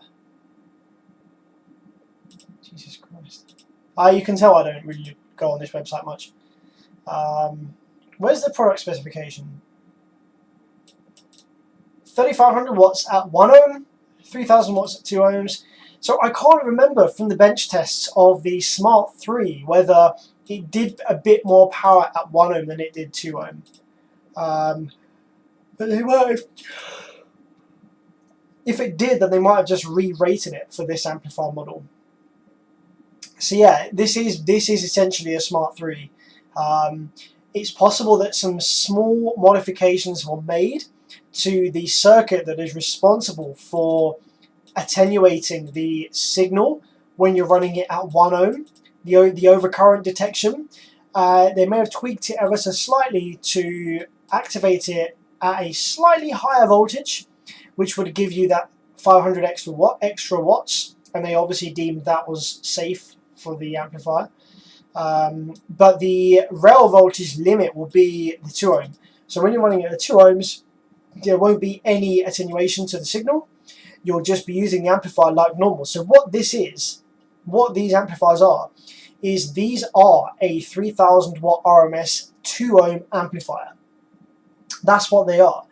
But they have a little circuit in them that when you're running it at 1 ohm, it is able to detect the additional current that's drawn as a result of wiring it down lower, and it prevents the sine wave from going to the full rail. Because normally, if you deactivated that circuit, that current limiting circuit in this amplifier, if you played it at 1 ohm, this amplifier would try and produce about 6000 watts RMS. On paper, that's how it works. Every time you halve the impedance, you double the power, okay, because of Ohm's law.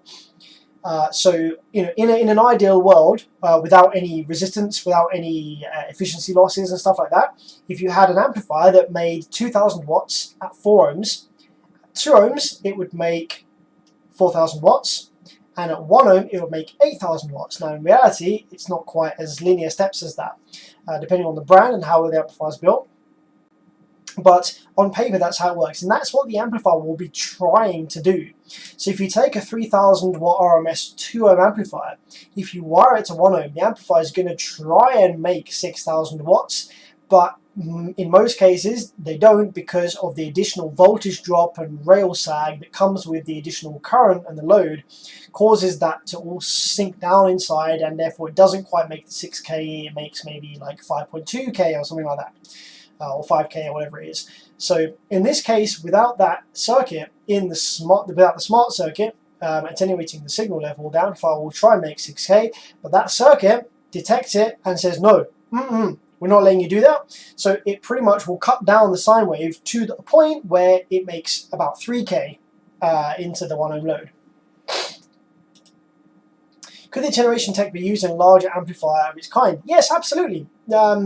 Believe it or not, car audio amplifiers are not the first amplifiers to use a circuit like this. In fact, if you look at pro audio equipment, you'll find circuits like this going back, probably back into like the 90s, or maybe even the 80s, maybe not the 80s, like the 2000s and the 90s. This is very basic circuit design. This is nothing super modern or smart. Even obviously the Smart 3, it's called the Smart 3, but yes, constant power amplifier. Oh, okay, JL Audio 1000/1 or 500/1. It makes this. I think it makes the same power at 1.5 ohms all the way up to 4 ohms. So I don't know, when was the JL Audio Slash series first released? Freaking long time ago. So yeah, that technology has been out for a long time, and bearing in mind, car audio is some of the last technology, some of the last stuff to get, you know, to implement a technology. So the fact that car audio had that tech way back when JL Audio released the Slash series of amplifiers goes to show how long the ability to do that has been around for. Dude, Matthew, thanks for the 10 again. Thank you very much, my man. I love Big D. That sounds a bit dodgy. But he tried to tell me they were completely different, and I learned from you how to read a PCB. Oh, nice. He tried to tell me they're completely different. Interesting. It's difficult for me to tell based on a low resolution picture on the internet, but just from looking at the components, like, yeah, they're the same. Like, you know, the only thing, like, that's clear as day, they are the same. The only thing that you can do differently with that now is maybe use a different switching. Like, the only things that could make it different are things that you can't see by looking at the board. Switching frequency, when the cutoff is implemented in the PIC or the smart circuitry, things like that. Things that you can't see, programmable differences based on resistor values and stuff like that. But the circuit itself, yeah, it is the same.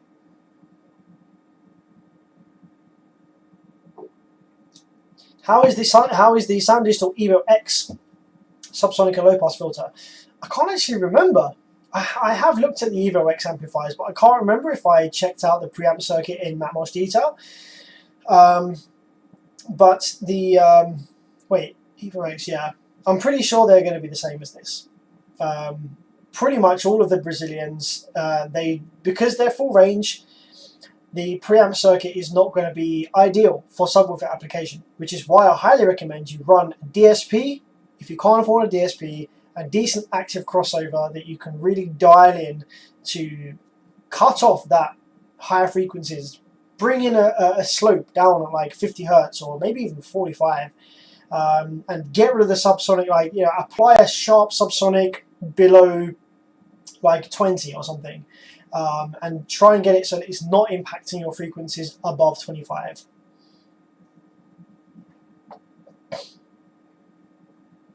I just messaged the US Powerhouse distributor, and he said they are still down from COVID and waiting on raw materials, and they're hoping for May.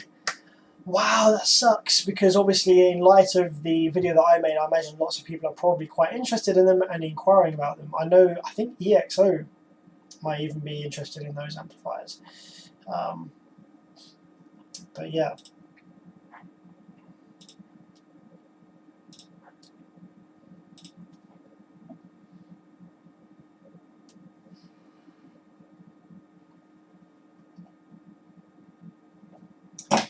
But yeah, I actually have a Smart 3 here.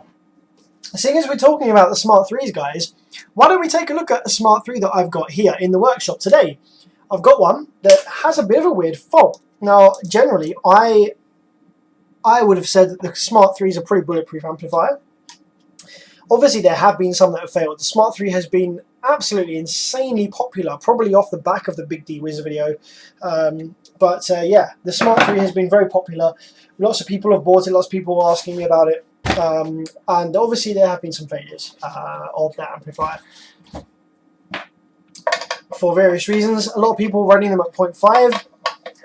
A lot of people smoking them up at 0.5. But I've got one that's apparently got a bit of a weird fault. The guy said that he's not able to tune the amplifier to clipping point without it making this horrendous buzzing noise from the circuit board. So I think maybe we should just grab that on the bench right now and take a quick look at that, see what's going on. How do you feel about that? Should we take a look at Smart 3 that's doing some weird shit? See if we can figure out what it is?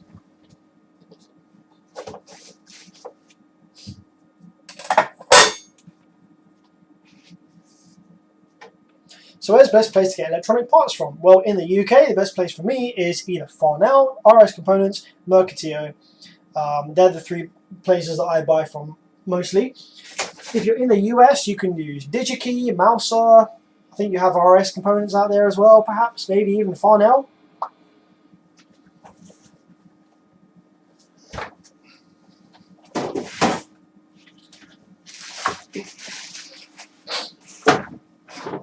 Okay, here we have Smart 3.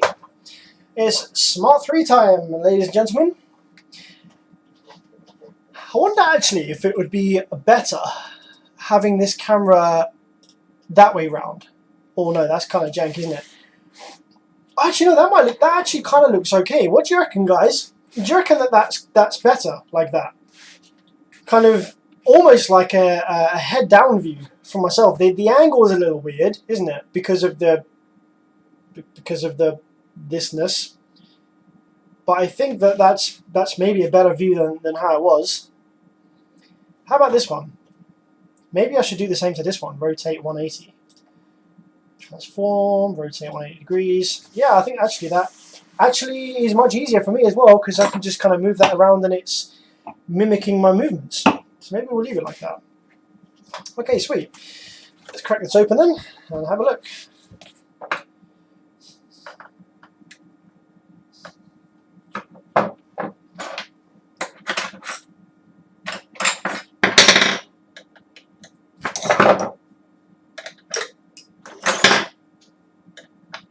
There we go.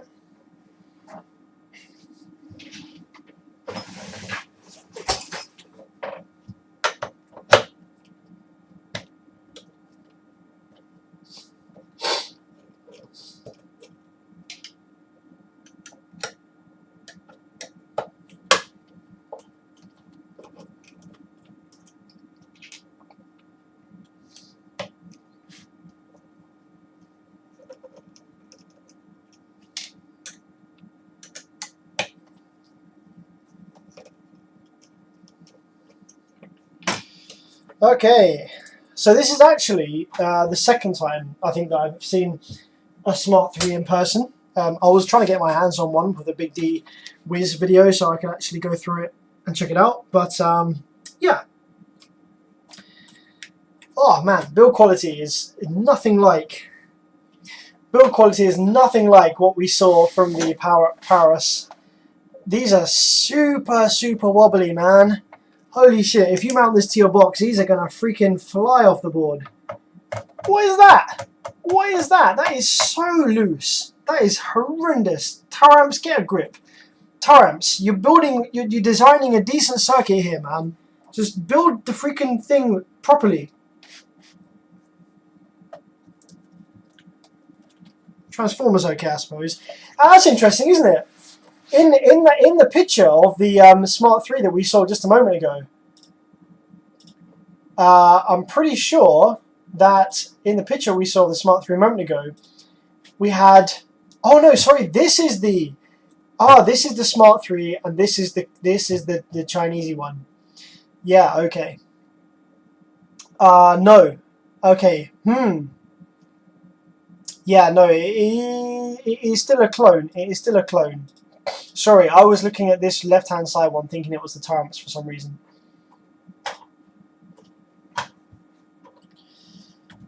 Where am I? Camera. Right. So yeah, we're going to power this up, and we're going to see if we can make the same issue that my customer was complaining about, to try and diagnose if there's anything funky going on in there.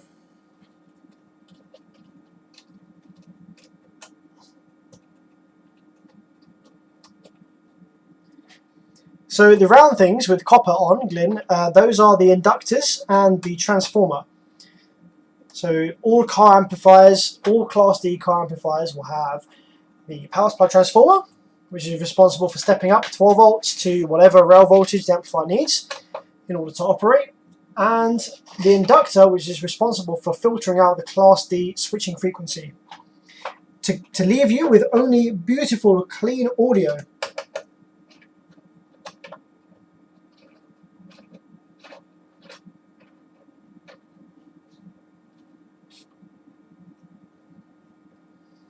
Pinky Love says, what would you do? Glue them down more? Yeah, so there's no need to take them out of the board and resolder. So they're soldered down fine.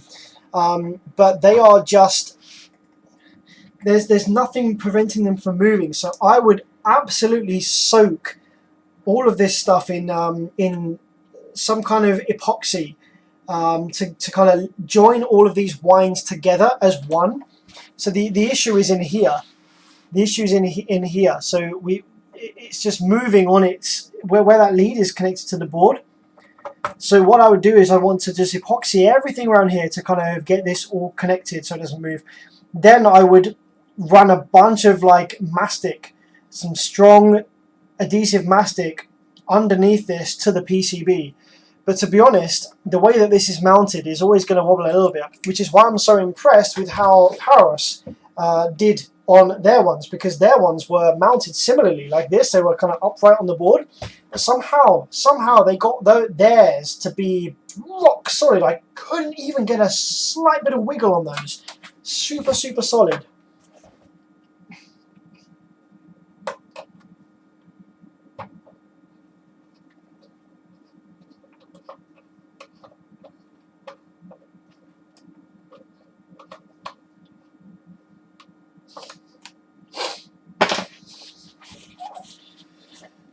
Okay, so we're going to hook up the RCA as well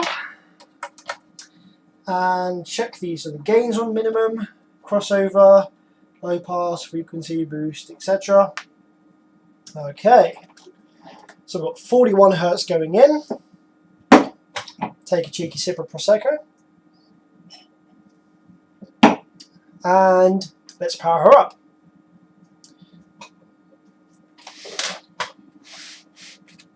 I'm going to give you a slightly bigger scope screen, I think, on this screen. I don't think it's big enough.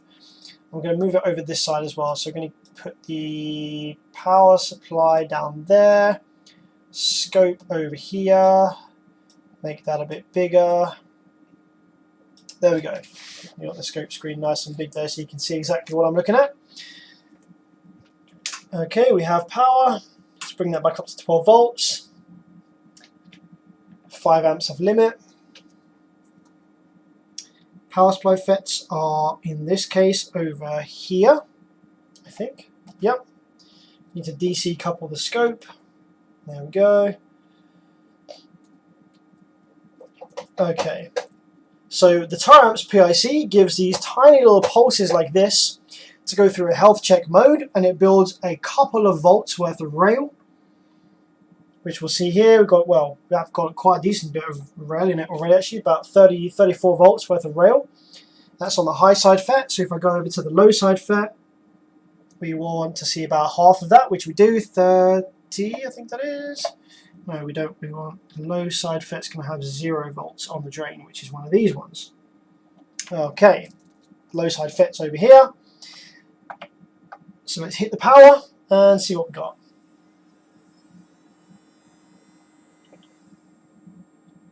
Okay, there we go. Amplifiers come to life.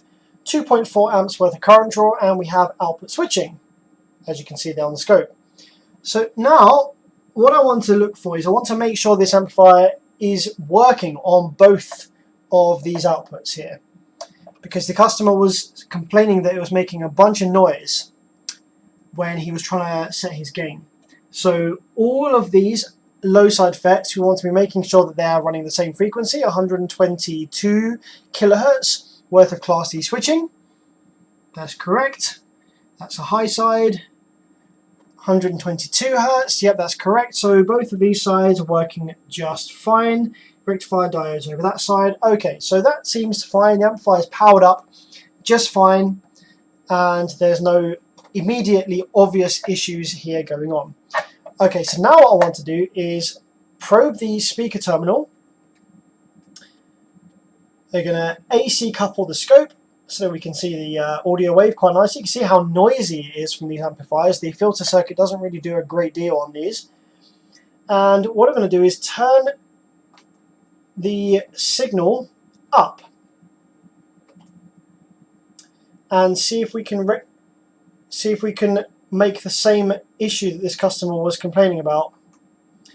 He was getting a bunch of noise and he wasn't able to set clip point properly.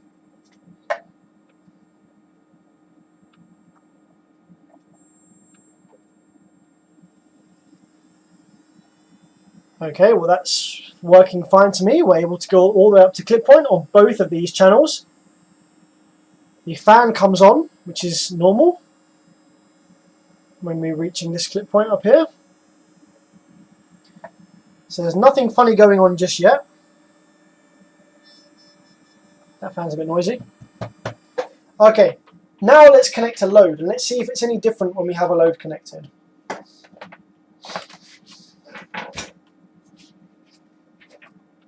I imagine that he's just got some weird problems going on in his setup. This amplifier seems fine to me so far.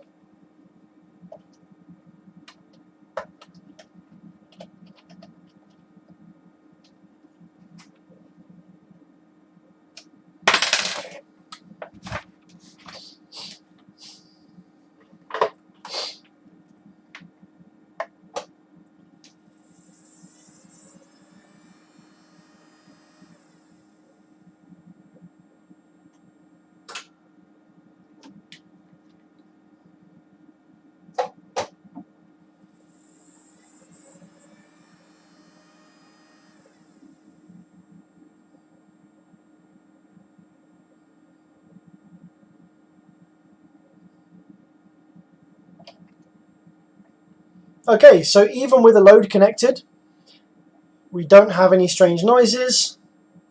Amplifier seems to be working absolutely fine.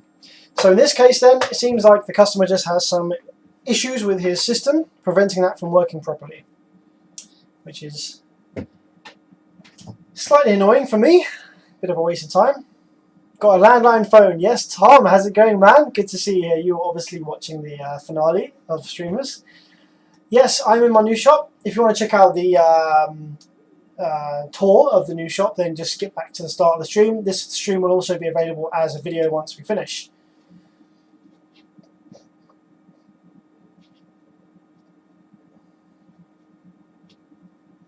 Yeah, they're crazy loose. I wonder if Powerhouse is using like a CA glue instead of more rubberized. Yes, they are. The glue that the Powerhouse Amplifiers uses on all of their inductors and transformers, it's not flexible. It is very, very stiff. It sets hard as a rock, which is what you want. So that's pretty cool.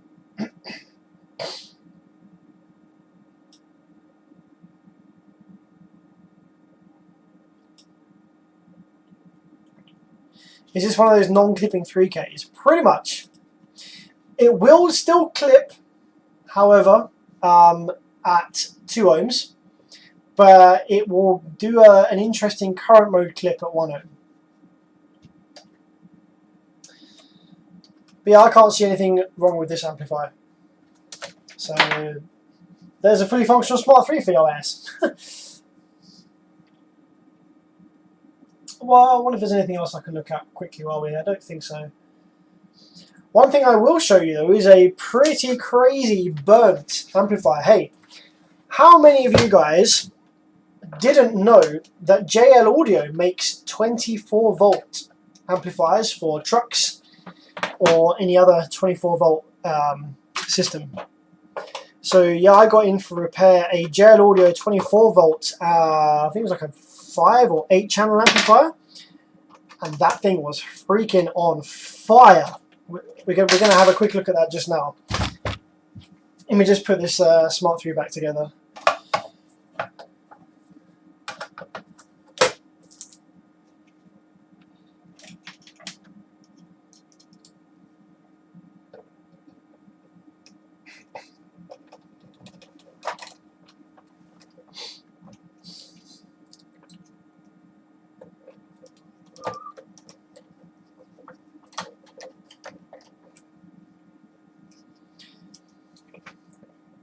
By the way, guys, how is the audio quality on this stream compared to some that you've seen before? So this evening I didn't have time to hook up my RTA microphones for the stream, which is what I usually use. I usually use a pair of Behringer ECM 8000s for streaming, because I just have them laying around. But yeah, this evening I didn't actually get a chance to hook them up. So I'm just using the built-in microphone on one of these cheap-ass webcams. But it seems to be sounding okay. And if it sounds fine, I won't bother with the RTA mics in the future.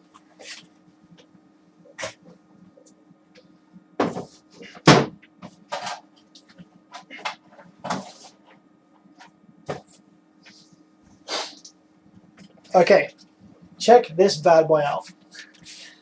Oh, I can smell it already.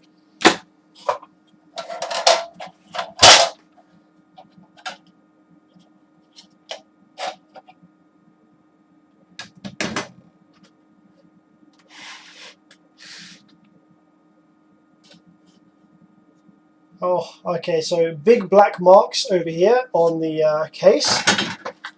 But more importantly, what do we have over here? Oh, look at the state of that heatsink and look at the state of that PCB. The corner has absolutely disappeared.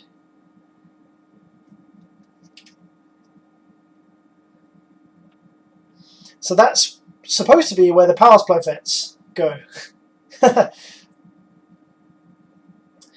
So if you ever wondered, so obviously with a 12 volt amplifier, if the power supply MOSFETs blow on a 12 volt amplifier, then you've got 12 volts with insane amounts of current behind it from a car battery cooking up these MOSFETs right here. Now, instead of 12 volts, let's instead say that you have, I don't know, 27 volts from a 24 volt system. You get double the amount of damage because you still have that high current available there, and the MOSFETs will still short out to a low resistance, just as they do in a 12 volt system. But because you got 24 volts there, it freaking cooks up with double the intensity. and this amp is absolutely KO'd. As you can see there from inside the heatsink, that is proper jank.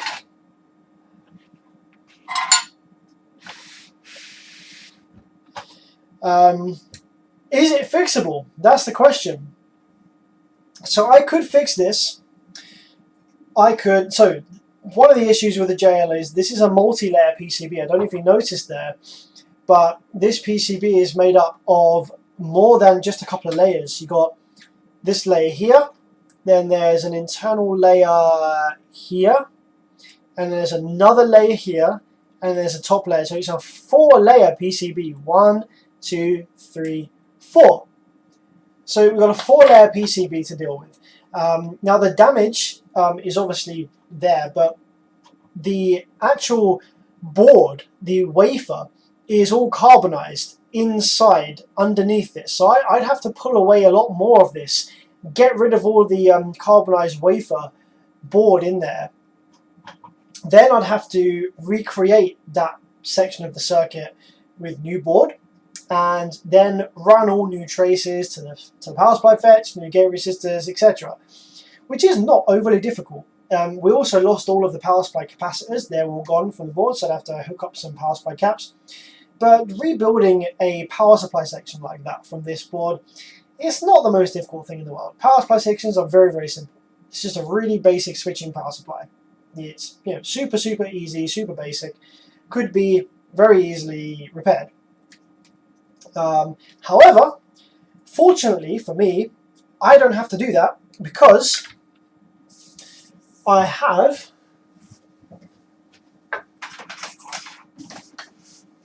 another one.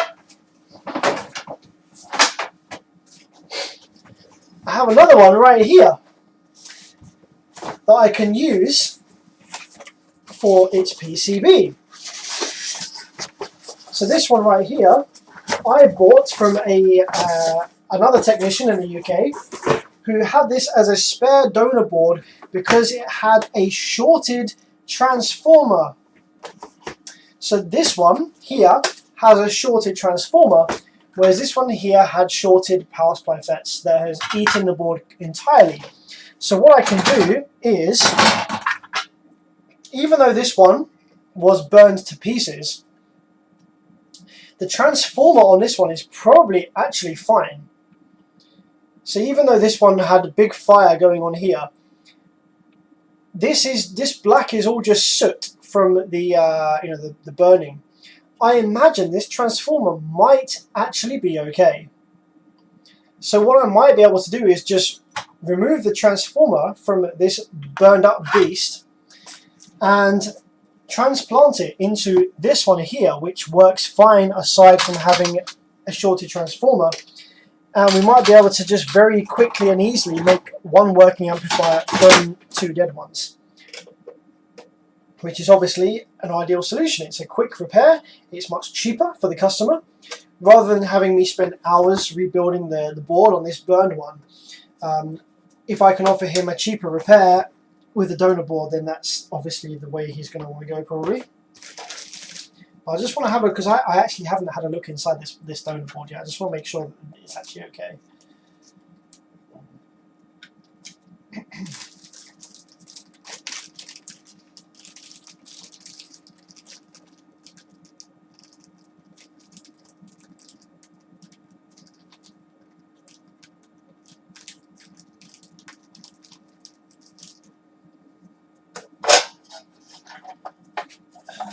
Let's take a look and have a look at I see whether this donor board is actually really good. Okay, wow, yeah, so this looks actually in pretty decent shape. So I'm wondering how we diagnosed this was a bad transformer. So this is the donor. As you can see, that's what it's supposed to look like. So there we go. There we have our burned one, and we have the one that's what it's supposed to look like. So this one actually looks in great shape. I should be able to use this one, use the main board and just swap out a bunch of parts and make one working one out of two dead ones. I was expecting the transformer actually here to look like burned or something, but it actually looks okay. I wonder how the tech diagnosed that was a bad transformer. But either way, I'm happy because I have a non-burned PCB to work from. It's really funny because I've never come across a 24-volt gel audio amplifier before, and then two come along in the same week as a result of one another. One burned, and then finding this one as a donor. But before that came along, I didn't even know that gel audio made 24-volt amplifiers.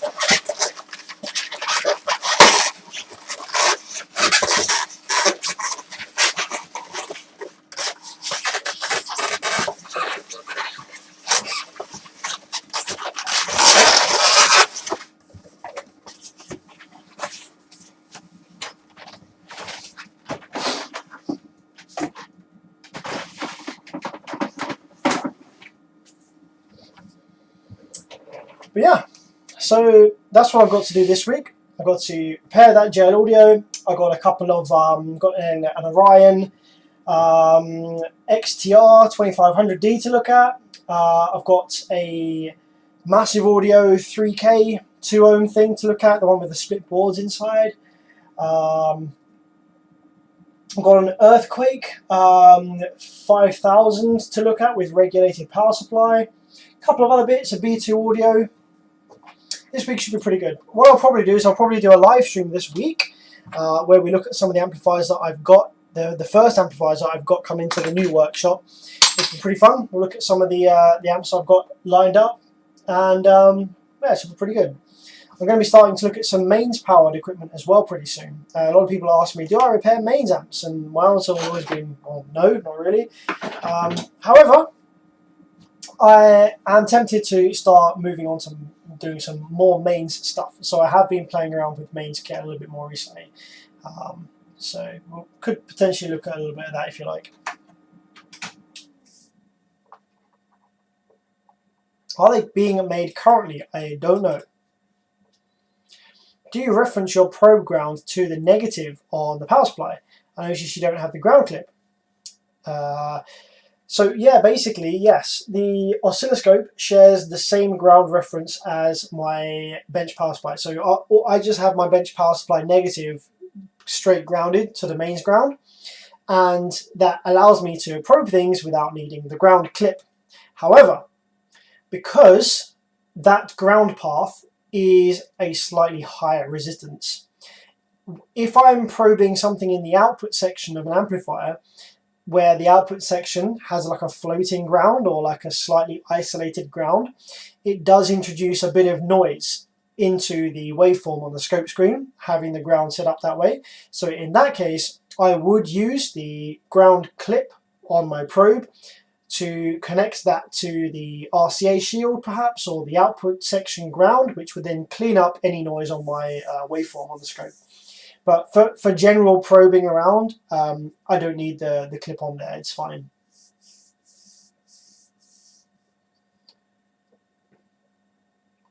Sam, I'm sure you get this all the time.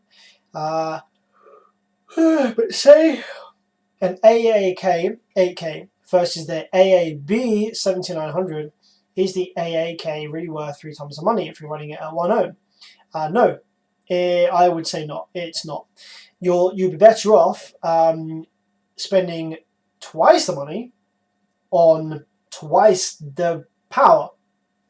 Having headroom in RMS power for a subwoofer setup is worth far much more than the quality or whatever of the amplifier. So yeah, like that's why Brazilian amps are such a thing that I recommend to people, because let's say that you've got a budget of $1,000, say bucks for American market. Let's say you got a budget of 1,000, whatever your currency is. With that, you might be able to get a 5,000 watt RMS Korean or whatever amplifier, or a good quality 5,000 watt amplifier, and that's great. That amplifier might last you a long time. But let's be honest, most people don't keep their system, like a specific setup, for more than a couple of years. Like When was the last time you knew anyone that just had the same freaking setup for like 10 years? No, people change it up, change vehicles, change subs, change amps, want more power all the time. So car amps don't really need to last that much longer, you know, compared to some other equipment. I did a whole video about that separately. That was at the start of my EMF video, where I had a go at what he was doing. I said about car audio industry and why amplifiers are like they are. But yeah, if you've got $1,000 or 1,000 yen or £1,000, whatever it is, to spend on an amplifier, you can either buy, for example, a 5,000 watt RMS decent quality amplifier, or you can buy probably 10,000 or maybe even more watts RMS of a Brazilian style amplifier, for example, or something that you might consider lower quality. And provided you know how to use the amplifier, provided you know how to set up the Brazilian style board with the preamp filter, with the DSP, whatever it is, because the amplifier stages don't sound any different from one another. It's just a preamp circuit that's different. If you set it up correctly to sound how you want it to, you will get way nicer sounding bass from the 10,000 watts RMS worth of Brazilian amplifier, maybe turned down a bit if it's a bit much for your subs, than you would from the 5,000 watts RMS of the more expensive amplifier. So given a specific budget, power, having headroom in power is worth more than a better quality amplifier. And that might be controversial to some of you. You might want to obviously buy the best quality amplifier possible, but if you've got a specific budget and you're doing a build, you're doing a car audio build for demos or for whatever, or for daily or for yourself, having additional headroom in power is worth more than having a slightly superior like circuit design or whatever. At the end of the day, subwoofers are not fussy eaters. They just want to be given a sine wave, and all of these amplifiers will give the subwoofer a more than clean enough sine wave to sound no different from one another. So your subwoofer's not fussy. Most of the difference between how your sub sounds is in the enclosure, the positioning, and the filters. So sort those three out, and it doesn't really matter what amplifier you put on it. The only thing that matters is how much power you've got behind it. And having headroom in power is worth the most. That is the most important factor as to how nice your setup's going to sound. It's going to sound way more dynamic. It's going to just sound effortless and musical and really fantastic having super loads of headroom in power.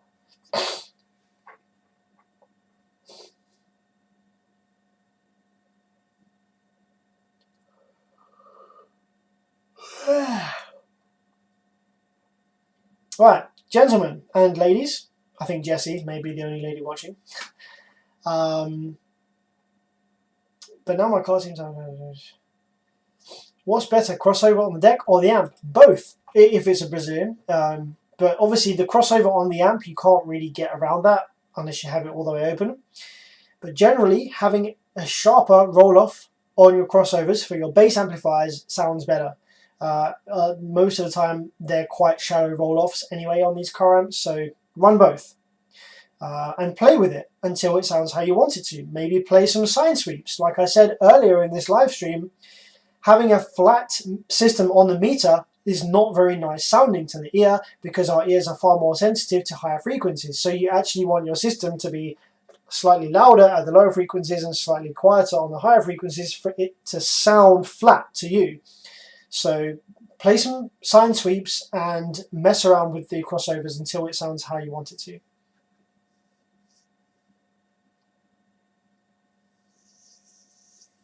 But yeah, I'm going to crack on and get some sleep. It's getting pretty late here in the UK, and with the new house and all the stuff that I've been doing, I'm usually shattered every single day because yeah, I mean, a lot of guys that run YouTube channels doing, I don't know, car audio stuff might also throw in the occasional lifestyle video, like about what else is going on in their life. Would any of you guys care or be interested about, I don't know, say a house tour to see my new place? Or would you like to see the Proton, how that's looking at the moment?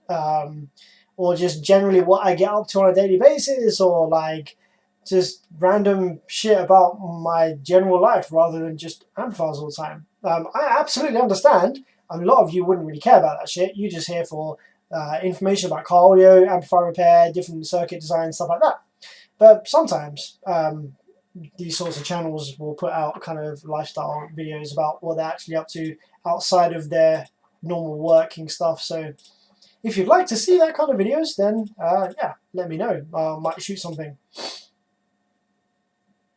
I'm not a lot different off stream. I will say that some YouTubers, they have a YouTube personality, and they make that known.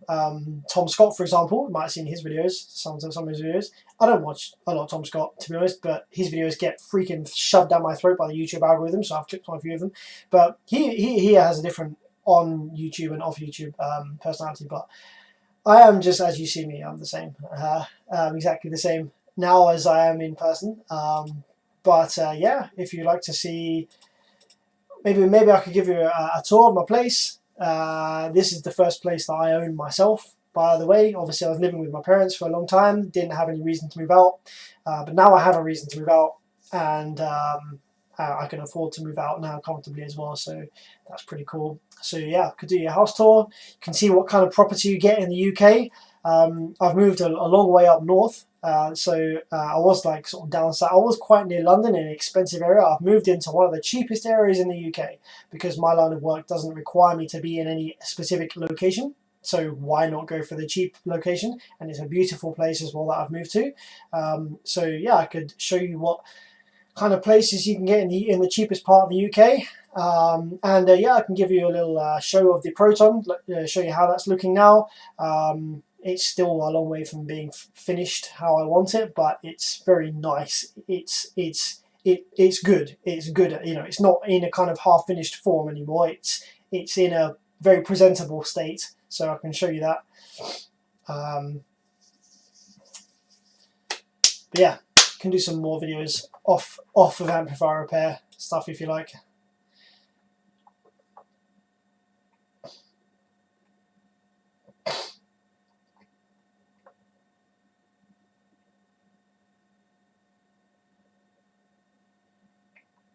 I'm going to look up this patent. This is the last thing I'm going to do on this live stream because this is slightly intriguing me.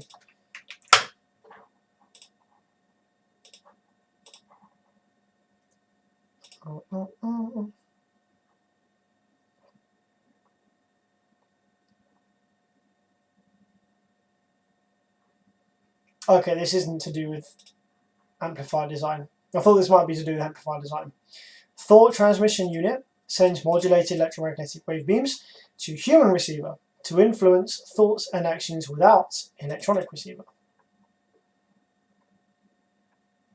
Okay, I don't have time to read that just now, but that sounds pretty interesting. I might read that at some point.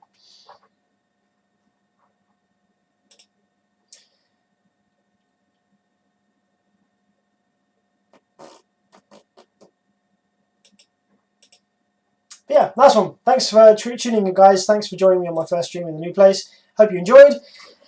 And I'll see you a bit later on this week. I am planning to do a live stream a bit later this week, perhaps like maybe Tuesday, Wednesday, maybe Thursday. We're going to look at some amplifier repair. So I'll catch you then. Until next time, take it easy, guys.